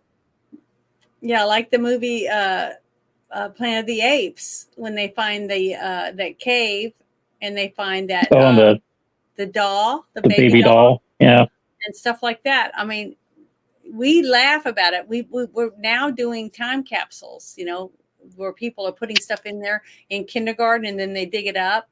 when in their senior year, things like that, which I think is really cool. I really wish more teachers were hands-on like that with their students, to show the test of time, of how time changes you. Just, even if you grow up in your same town and everything, or move away and come back or whatever, it is interesting, how movies, music, your friends, things that are going on in politics, all that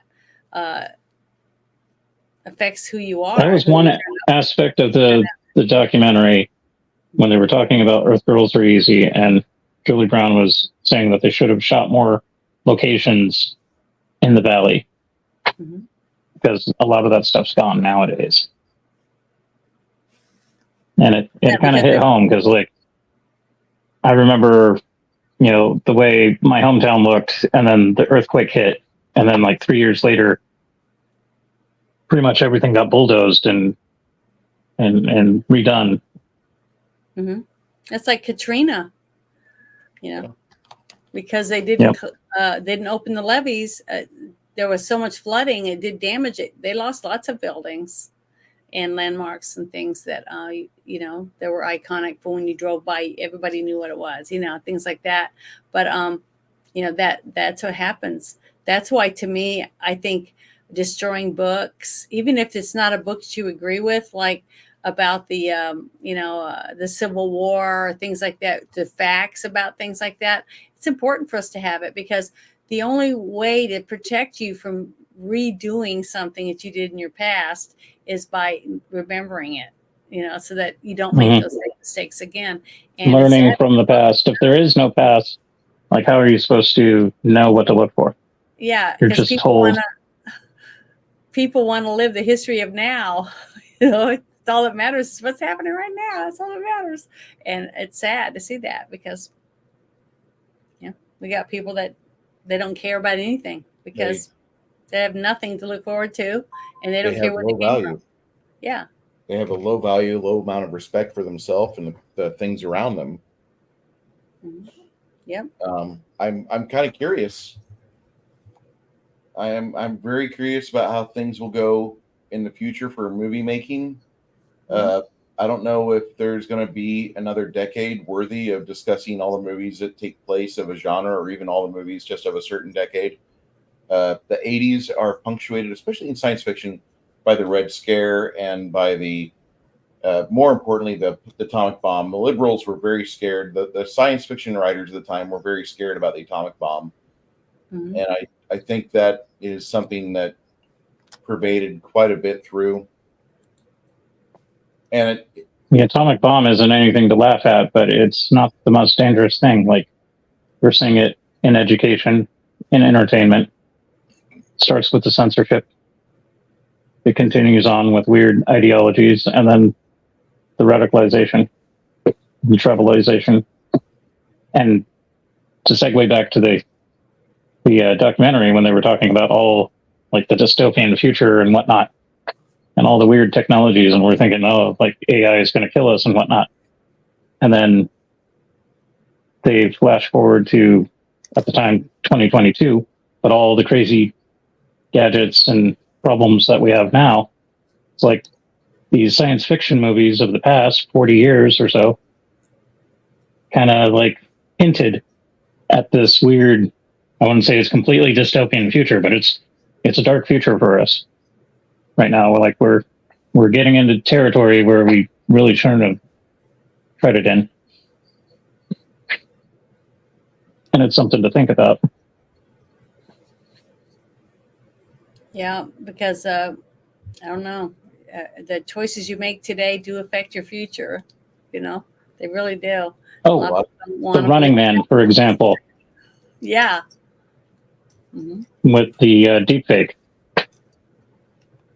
Captain Freedom versus Arnie's character. Now they digitally redid the video to make it look like they were both fighting. Yeah, I remember seeing that and thought, oh my gosh, that'd be scary if that really happened. And the thing is that a lot of people years ago, because I can remember that movie that came out where the husband's wife was murdered and his daughter was severely almost died. and was raped and stuff, and the guy was getting revenge. And there was a couple movies that came out. Death Wish. Charles Bronson or something. Is that what his name Mhm. was?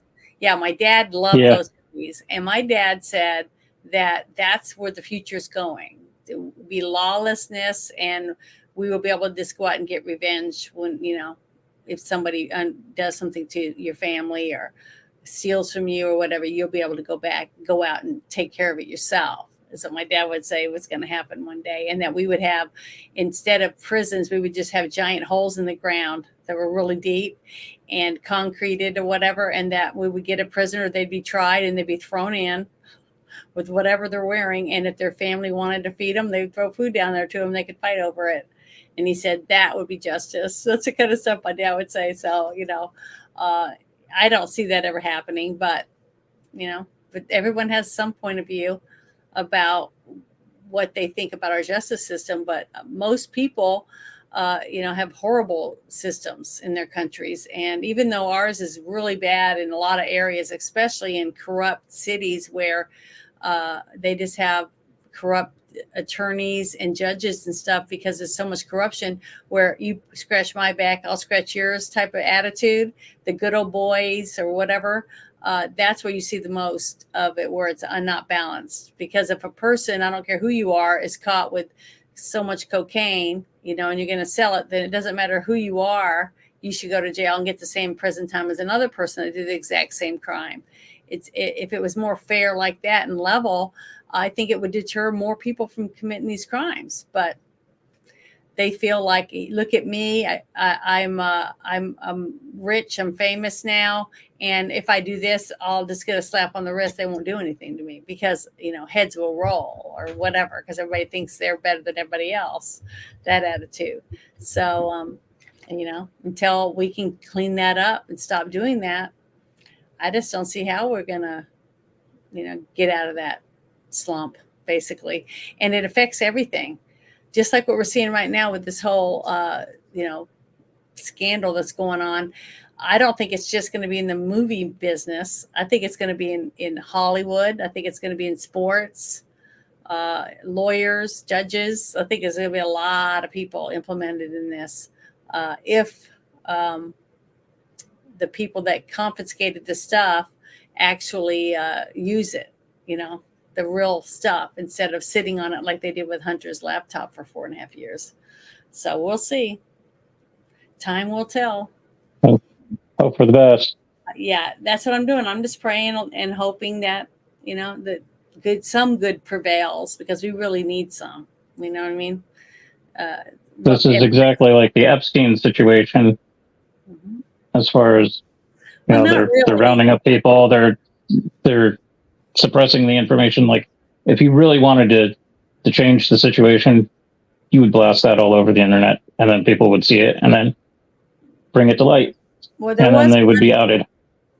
There was one interview that I played on my show on Friday, and that was, I think it was either the Alex Jones interview, or it was the Jesse Waters interview. Okay.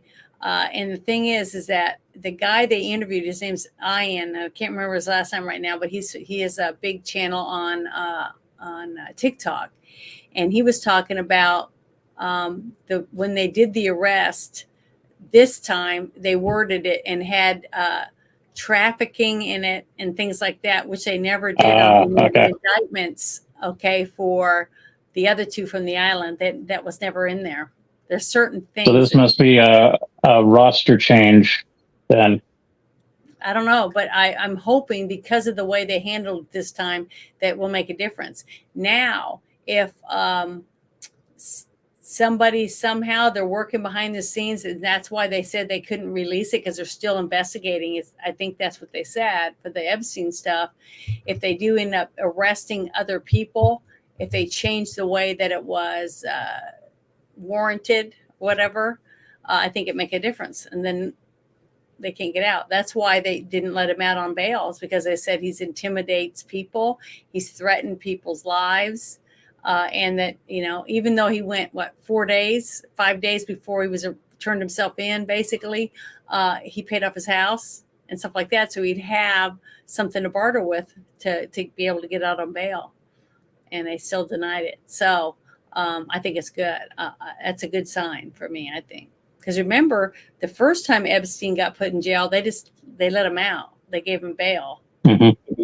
So it's been handled a lot different. So just having different people with the means But to take if you the look job at Diddy, could be different. Diddy was a lower level guy than Epstein. Epstein, he had royalty, politicians, Isn't he all a that. billionaire? Doesn't matter. I know, but Money's worthless. Remember, well, to a degree, but he has Disney loses billions of dollars. They're still in business making didn't shit do movies for parties billions of dollars. Obama. Okay, so I know that there's got to be some bigwigs in there that hung out with Obama and some other people from other countries. What was that other really, really rich guy that used to fly around and get on it and have the Obamas and them on their yacht? You remember that guy? Richard Branson. Yeah. Okay. He's a big guy. So what I'm saying is there's some big people going to be involved in this. I really think, and I think they're all guy at Virgin Space. So Virgin Records too, right? Virgin everything. Yeah. The guy's So, I don't know, but I'm just saying I'm praying. I've been praying a lot that this is they're going to handle this a little differently. So I will believe it when I see it. I'm not me totally too. black-pilled, but Me too. I'm not either, but I'm hoping. That's what I'm saying. I've seen lots of differences this time because I've really been trying to dissect all of this stuff. And there's been some, remember the first thing I said was interesting because when everything happened with Epstein, it was with the FBI and stuff. This has all been Homeland Security. That really threw me for a loop when I saw his house getting raided. I was like, why is Homeland Security doing this? It's just interesting. So I can't wait to see it unfold. Well, it's because I'm thinking that maybe since they've been investigating this since 2009, the FBI, right? And then Homeland goes in, both houses at the same time to get stuff. And then they do have an indictment on them that maybe somebody's pissed up that got denied the run for office again. It decided to go ahead. Let's see some people's heads roll because they knew they weren't involved, in that part of it. So I don't know. We'll see. But when they're all fighting with each other, they're all scratching and fighting and clawing and punching each other out. So I can't wait to see which way this goes. It's going to be interesting. But we shall find out. Next week. If you want to find out what we're doing next week, I'll tell you right now.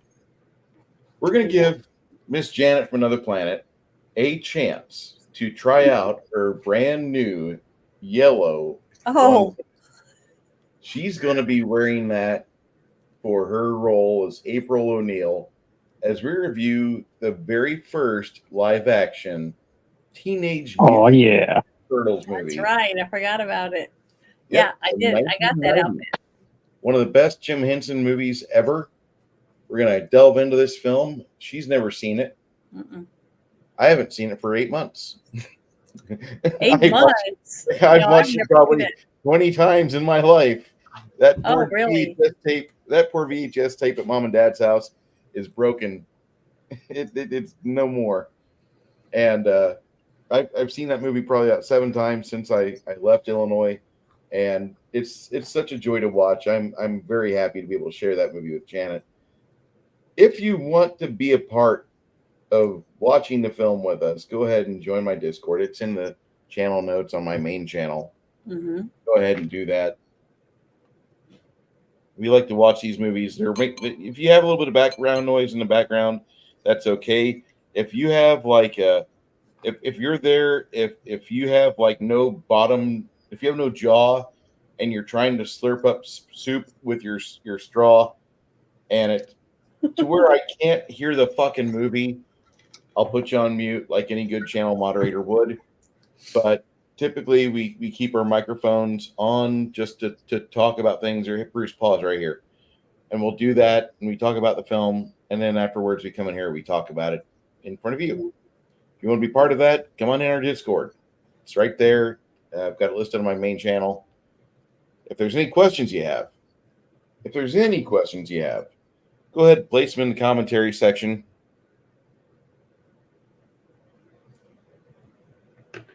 Okay. He says Diddy is behind some murders with Suge. I believe that he is And involved. he's Suge not. Say it ain't so, right? Been on the fucking FBI radar since 1996. You know what happens when you've been on the radar for almost 30 years, but nobody does anything? There's been a transfer of money somewhere, and he made people very comfortable so he could continue doing what he was doing. Mm-hmm. There's no other excuse for that. Blackmail. There isn't. Every single one of these shootings and stuff, almost every one of them is that why they were on the radar. Nobody did anything. They've either spoken with feds in a chat room, or they've been monitoring the online presence, but they don't do anything. Mm-hmm. Like, what the hell? But So yeah, I'm excited. I forgot about that one. I didn't know for sure when it was coming, but I do have the yellow jumpsuit for that, so it's gonna be fun. oh, I'm looking forward to it. This is going to be just as glorious as the time you wore that nun outfit. Maybe. That was a good movie. I love that movie. That was fun. I was thinking of the smock costumes from the 80s. You know, you get the mask and a little plastic tie-on smock, and just do Ninja Turtles dressed like that. That'd be cheesy. I've but seen fun. some really cute ones for kids with the little turtle shells, that they wear Yes. on their bodies. Those are cute. Yes. So I'm looking forward to seeing this movie with Janet next week. If you guys want to talk It's gonna about be it, fun. we're going to Discord, be part of the viewing experience, and then we'll put it on here and discuss it in front of you. Yeah, Thank and you.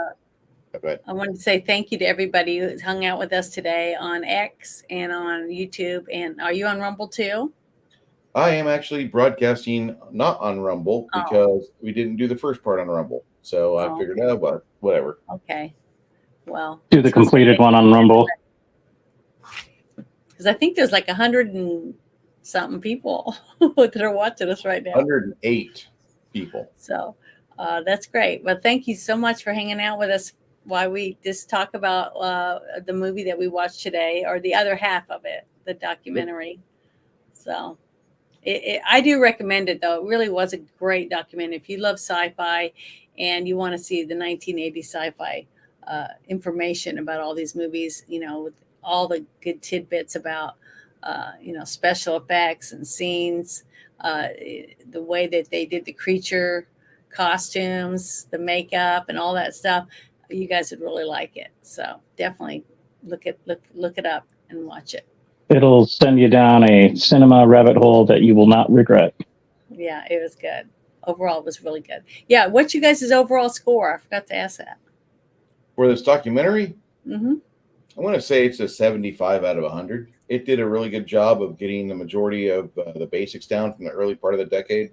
But the latter part of the decade, it got really catty, and I didn't like the discussion from some of the people where it just felt like it was more personal antagonism towards certain individuals. I thought it was all right, but it could have used some tightening up on the editing, and they really should have, like the discussion I had about The Abyss.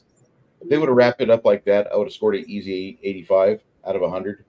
But this is a decent documentary. It doesn't go into depth on the practical effects like I want it to. It doesn't go into depth on the movies that I wanted it to. But for what it does showcase, up until 1987, it does a pretty good job. Mm-hmm. It misses the big part as to why the Predator is a success it is, and that's because they got rid of the little Frenchman or little guy from Belgium, and they brought in the big man to play the Predator. And that, I just don't understand how you could talk about Predator without talking about Kevin Peter Hall and how he got brought into it and how his mask became so iconic. The dude's a legend in creature suits and practical effects. Yeah, it should have focused more on that, I think. They instead of the stuff about the women from outer space, I like Julie Brown as an actress. I don't like her honestly interviewee. What do you think there, Six Nations? Well, when I first saw it, the first half, I was like, oh yeah, this is like 80, 85 easily. I'm gonna go like 70 with the second half. So yeah, in the ballpark of 70 to 75% on a scale of 100. It missed its mark in the second half. It's not to say that it detracted too much from the overall experience. It was just like now in my 2020s frame of mind, I have the noticing of the stuff, and Mhm. it's an interesting filter. You start picking up on things. So yeah, it came out real strong, and it had a good list of films. Like if you pause the movie and just look at the VHS covers, the movies that they don't talk, but they zoom in on such and such a film or that film, and then you look at the ones surrounding it, you're like, oh, interesting. Start jotting those names down, start looking them up. Are they going to be Shakespeare or like Academy Award winning films? Maybe, maybe not. But you're going to find something that you're going to like about it. Even if it's just, this thing was so cheesy and horrible, I laughed my ass off. Yeah. Like, it's great. Mhm. And science fiction is one of those genres where you can look at retrofuturism, you can look at future technology, like Star Trek. They had the data pads, like I said earlier, and the communicators, and now we have tablets and cell phones, and it's a cool parallel with reality. Like, good science fiction is rooted in the politics and culture of the time, the fears and aspirations of that culture. And then you got the Italian knockoffs, but that's a whole nother genre right there. We could spend another couple sessions just talking about Italian sci-fi and Italian post-apocalyptic stuff. Mm-hmm. Yeah. My score, I was just going to give it an 8 out of 10 because that's normally how I do it. And I would have rated it a little higher than that if it hadn't been for the second half making me feel like they dropped the ball, like they were running out of time or something, because it seemed like the second half wasn't even comparable to the first half due to the fact that it was limp. It didn't have any gusto behind it. It was just like they lost their momentum or something.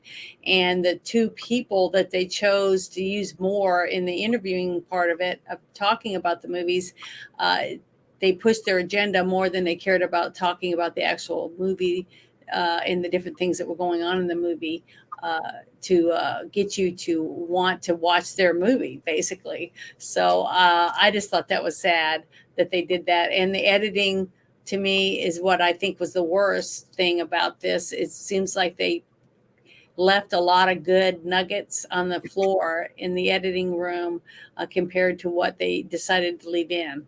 I just think that's sad because it came out with a bang. I mean, I felt like a little kid in a candy store. I was so excited to get to watch it, and I couldn't wait to watch the rest of it today. I was in here half an hour or 45 minutes early, just so and it had snacks and everything. So I could sit and watch because I was so excited about it.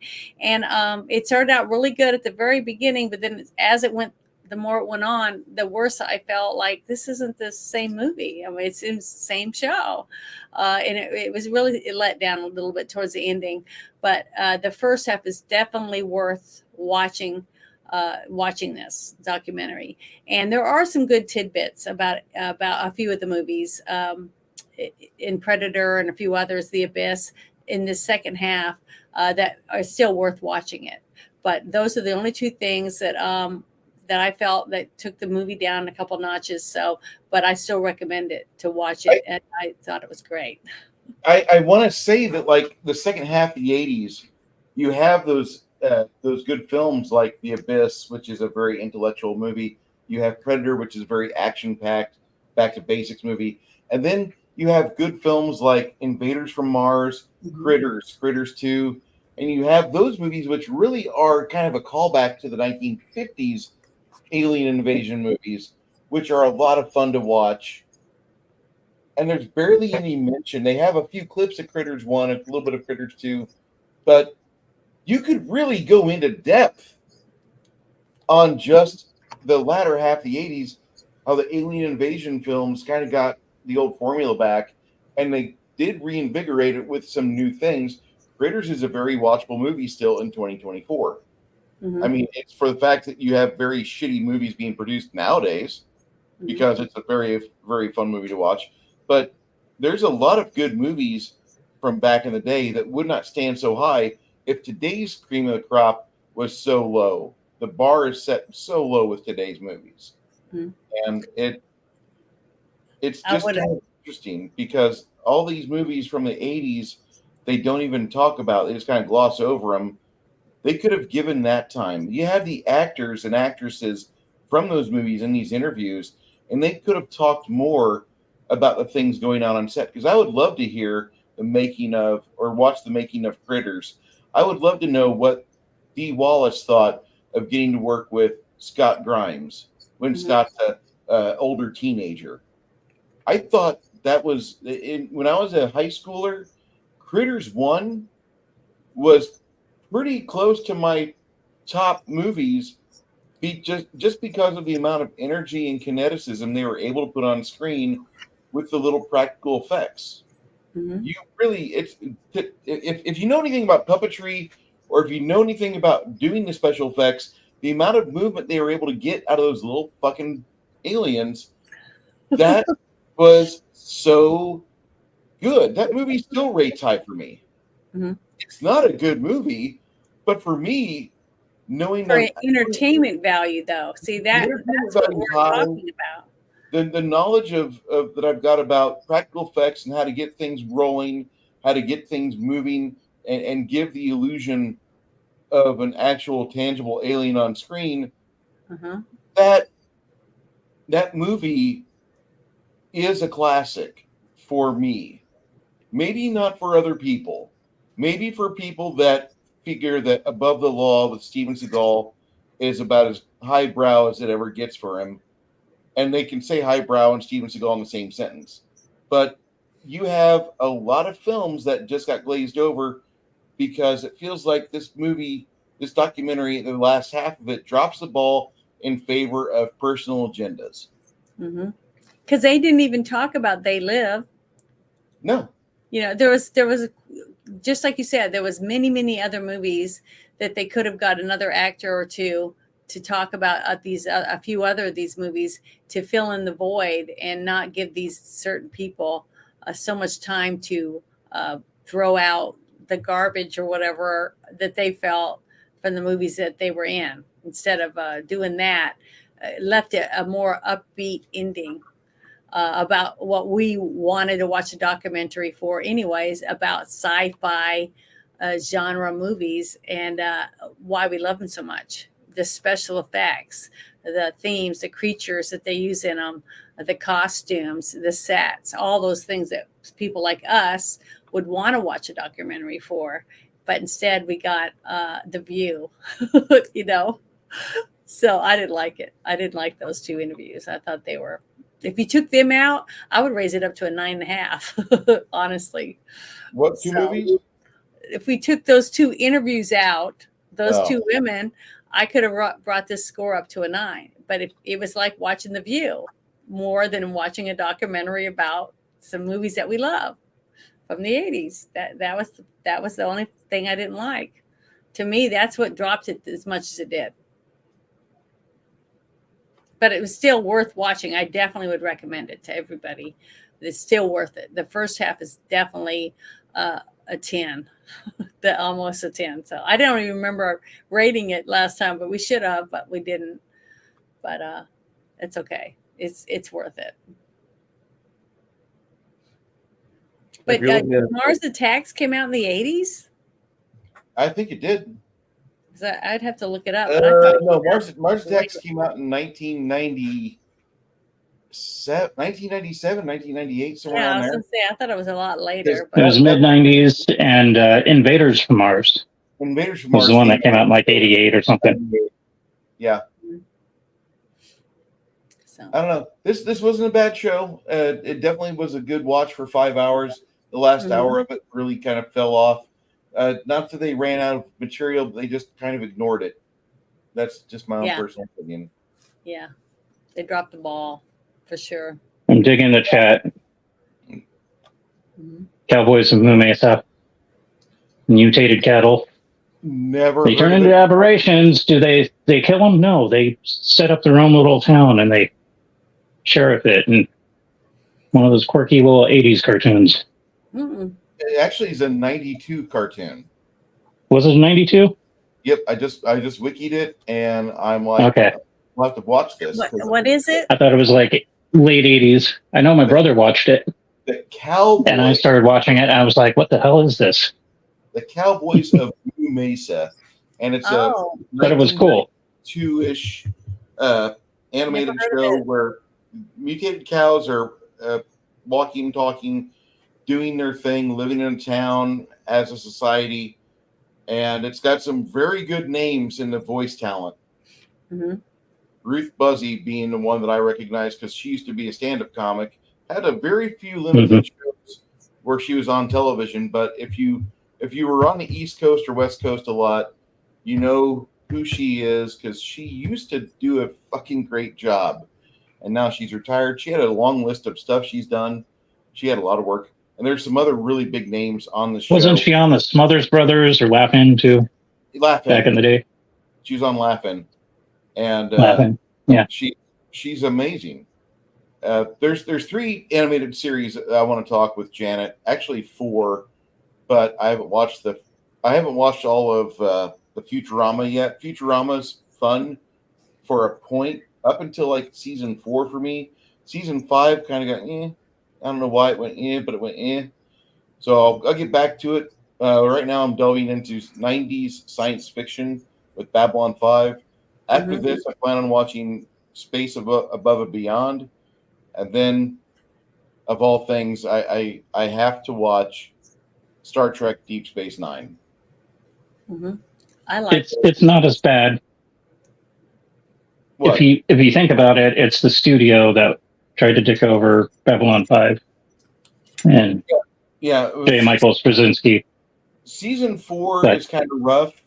Season 5, everything I've read, like there's a lot of drama that happens in season 5 that, like, there's not a point where you can just shut off season 5 like, okay, it's over. You have to watch it to the bitter end. And there's a lot of shit going on behind the scenes, and apparently some of it bleeds onto the camera, which isn't good. But later on, about Babylon 5. There's a bunch of shit that hit the fan. Oh yeah, they had it from the very beginning, to be honest. Yeah. But and he was able to keep it isolated till season 3. Who? The J. Michael Straczynski was the writer, and he's like, "Listen, let me have this at least to season 3, and I can write it to where it's good television. And if you let me do 2 more seasons, I can make great television. But I have to do at least 3 seasons." Yeah. And so he does that. And at season 4, there's starting to be a lot of interference from the studio. And there's people on the show that they're great actors and actresses, but they are not good off camera. They're self-destructive. Yeah. And I crush on Claudia Christian at any age. At any age. If you watch The Hidden, you know what I'm talking about. Thank you. Which one is she? She's Susan Ivanova. She's the Russian, the third most important person on the Babylon 5. Yeah. Okay, the brunette. Yes. Okay. she did a lot of voice work in Skyrim too. Yeah, she's got a lot of voice work in Skyrim. She's just a very busy lady. She quit alcohol because her character started suffering because of her performance in season 4. And so she requested to go off, and she did rehab while they were filming season 5. They brought in another lady. The lady that J. Michael Straczynski was boffing at the time took over kind of her spot on the ship. Yeah. And it works out narratively from what I can see, but It's not as good yeah, that's the because problem. Ivanova is like badass, and it's hard to replace her. And then like contractual problems at that point prevented her. Like they couldn't work her back end, so No, they went with the other lady. yeah, Lyda Alexander is the character that they bring in instead of Ivanova. Ivanova's character, or Ivanova, was a very good, strong Russian woman in this show, and she had a lot of good qualities, and she had flaws that made her more watchable. The replacement she had is not as entertaining to watch. It's not, and I'm not basing that on anything about physicality, as both ladies, if they were to hit on any guy here in a chat or in panel, would probably get a hard on and be like, let's go home. And that, I mean, that's all there is to it. Like, they're very attractive ladies. Like that's just it. There's not a debate here. There's not a sale going on. There's a claim, and that's all women have to do for the most part. But it's just one of those things that the characters that they had, Susan Ivanova was so much better. She's such a strong character, and I can see in season 4 her performance is getting kind of shaky. So I'm not really happy with it, but that is what it is. They did fix things with Babylon 5 later by making like 6 or 7 direct TV movies. And Thanks so for getting that, Janet. You're welcome. it's I got to log into YouTube to do that. Just block the guy. Time consuming. Oh, the little faggots back in the chat again. Yeah, I've blocked him from my channel, from my whole channel. So hopefully he'll never be able to ever put anything on my channel again. Let's see what happens here. Okay. So Worst case scenario, we block them again. yeah, no big deal. But I like B5. Season 3 for me was the apex of it. I hate to say that that's how I put it. Like, for me so far, I can't do science fiction over 3 seasons, because after that, like, cracks appear. That was my It's problem. the Empire Strikes Back of the series. Yeah. And like The Expanse had 5 or 6 seasons, but this 3rd season for me was fantastic. In season 4, they had a bunch of money put in, but the script quality went downhill. And then worse, in season 5, they never regained their greatness from season 2 and 3. And season 6 was just like only 6 episodes. And everything just was speed run to the very end. Let's wash our hands of it, blah, blah, blah. Just garbage. Just garbage. Excuse me. Yeah, the first season I thought was the best to me. It's because the story, what it was built around, and the person who found the evidence was no longer in it. No, I just hate it when they do that. But I did like The Expanse. And after the 3rd season, I think they got rid of the one pilot because he was a child molester or something in real life. So the guy that looked like he was from like Saudi Arabia or something. I can't remember what his name is. Which show? From The Expanse. From The Expanse. Yeah. Your season 4, between season 4 and season 5, the event happened, and then the filming of season 6, Cass Anvar is who you're talking about. Yeah, I think so. In season 6, he got killed off because they just couldn't deal with whatever problems they had,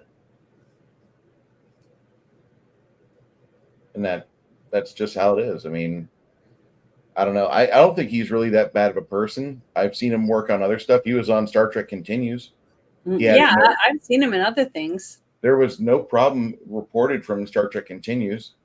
Even the actor that played the lead in the whole show, I don't remember seeing him in other things. I think he was a singer or something, wasn't he? I don't remember. Dang it. But his right-hand man, I thought he was great. I loved his character. It was a really good series.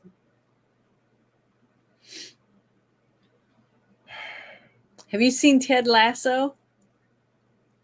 I've been enjoying it a lot. It's got a lot of mostly British people in it, but it's two Americans that go to England to be coaches for a major football team, but football over there is soccer. So it's like a comedy type thing. It's sports comedy, but it's funny, and it was really, really good. And I love Beard. I love his character, the second guy. So that's another show you might want to watch. Okay. Because it's I just found started its fourth 3 season.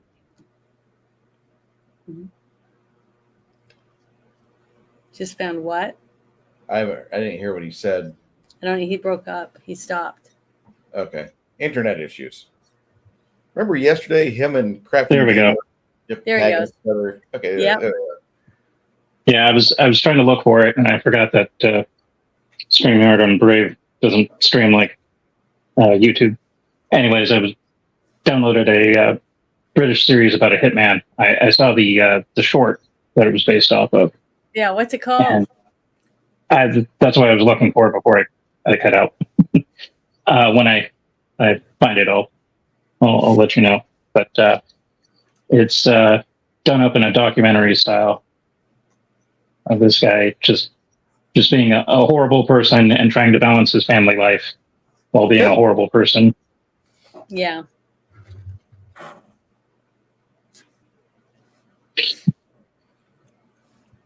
Well, I think that wraps up about everything discussion wise. I have on the bullet points for today.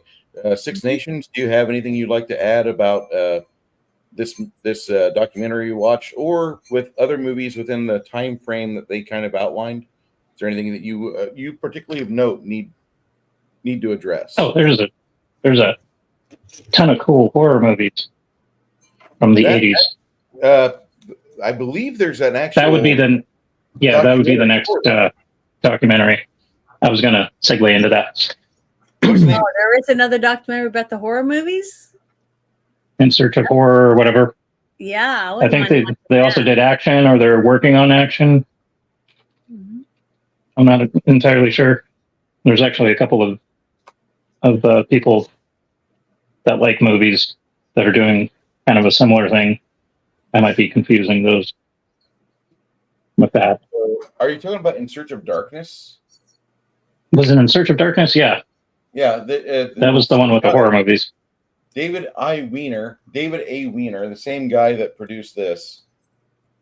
Okay, well, that means it would be good then. Yeah. Should.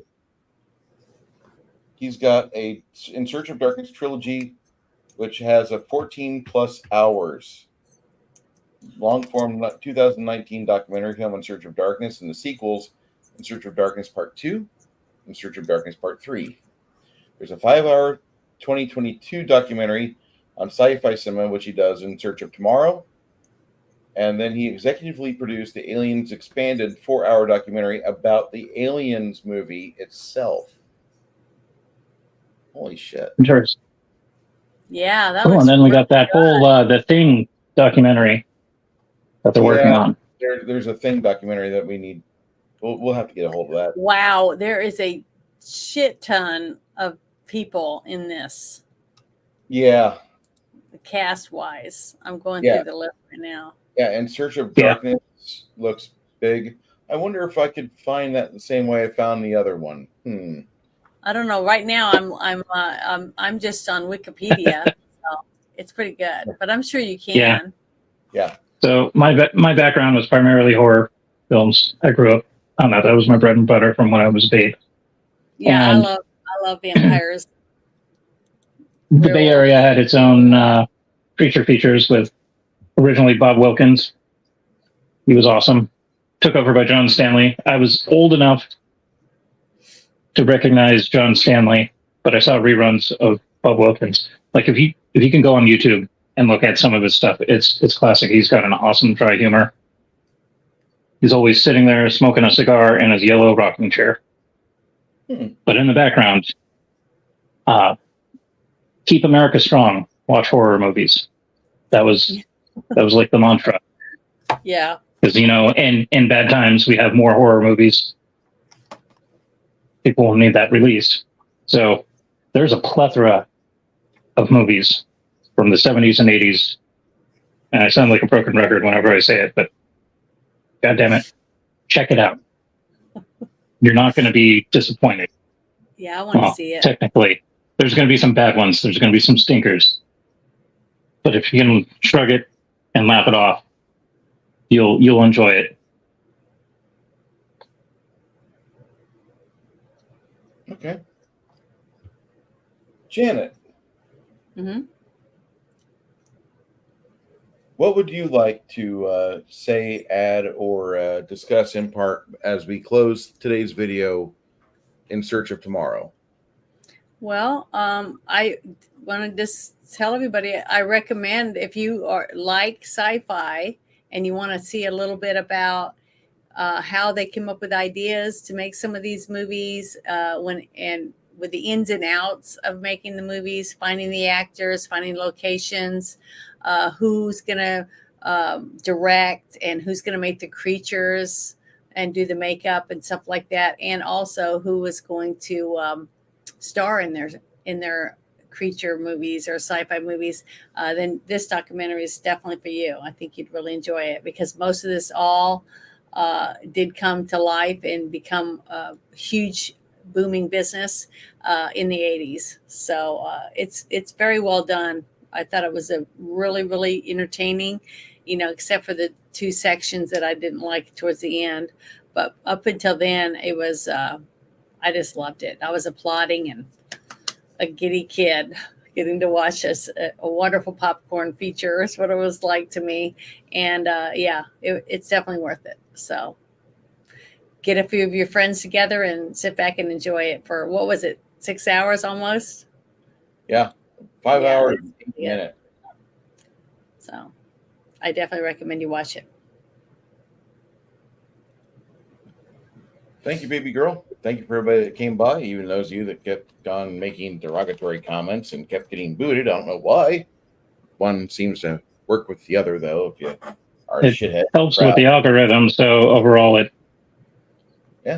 it's good. Wasn't it the same person? Yeah, he's just making us more popular, that's all. Appreciate you all being here today, even those aforementioned. For those of you that made suggestions, we are putting a list together for spring of next year, and looking forward to seeing that Discovery, The Cowboys of Moo Mesa. Mm-hmm. Thank you, one and all. Thank you, Crafting Gamer, for being a member for the past 11 months. I might want to give that a shout out as well. And for those of you that came by, if you like what you see here between me and Janet, Six Nations, whatever channel you're on, like, share, subscribe. It helps with the algorithm. I don't really worry about that, but I would like to see if there is some growth here. That if there is growth to be had, yeah, let's try it. I'm not worried about it. This is a great hobby, and I appreciate the time that Janet and Six Nations give me every week. Thank you so much. Bye. Thank you. Be well, everyone.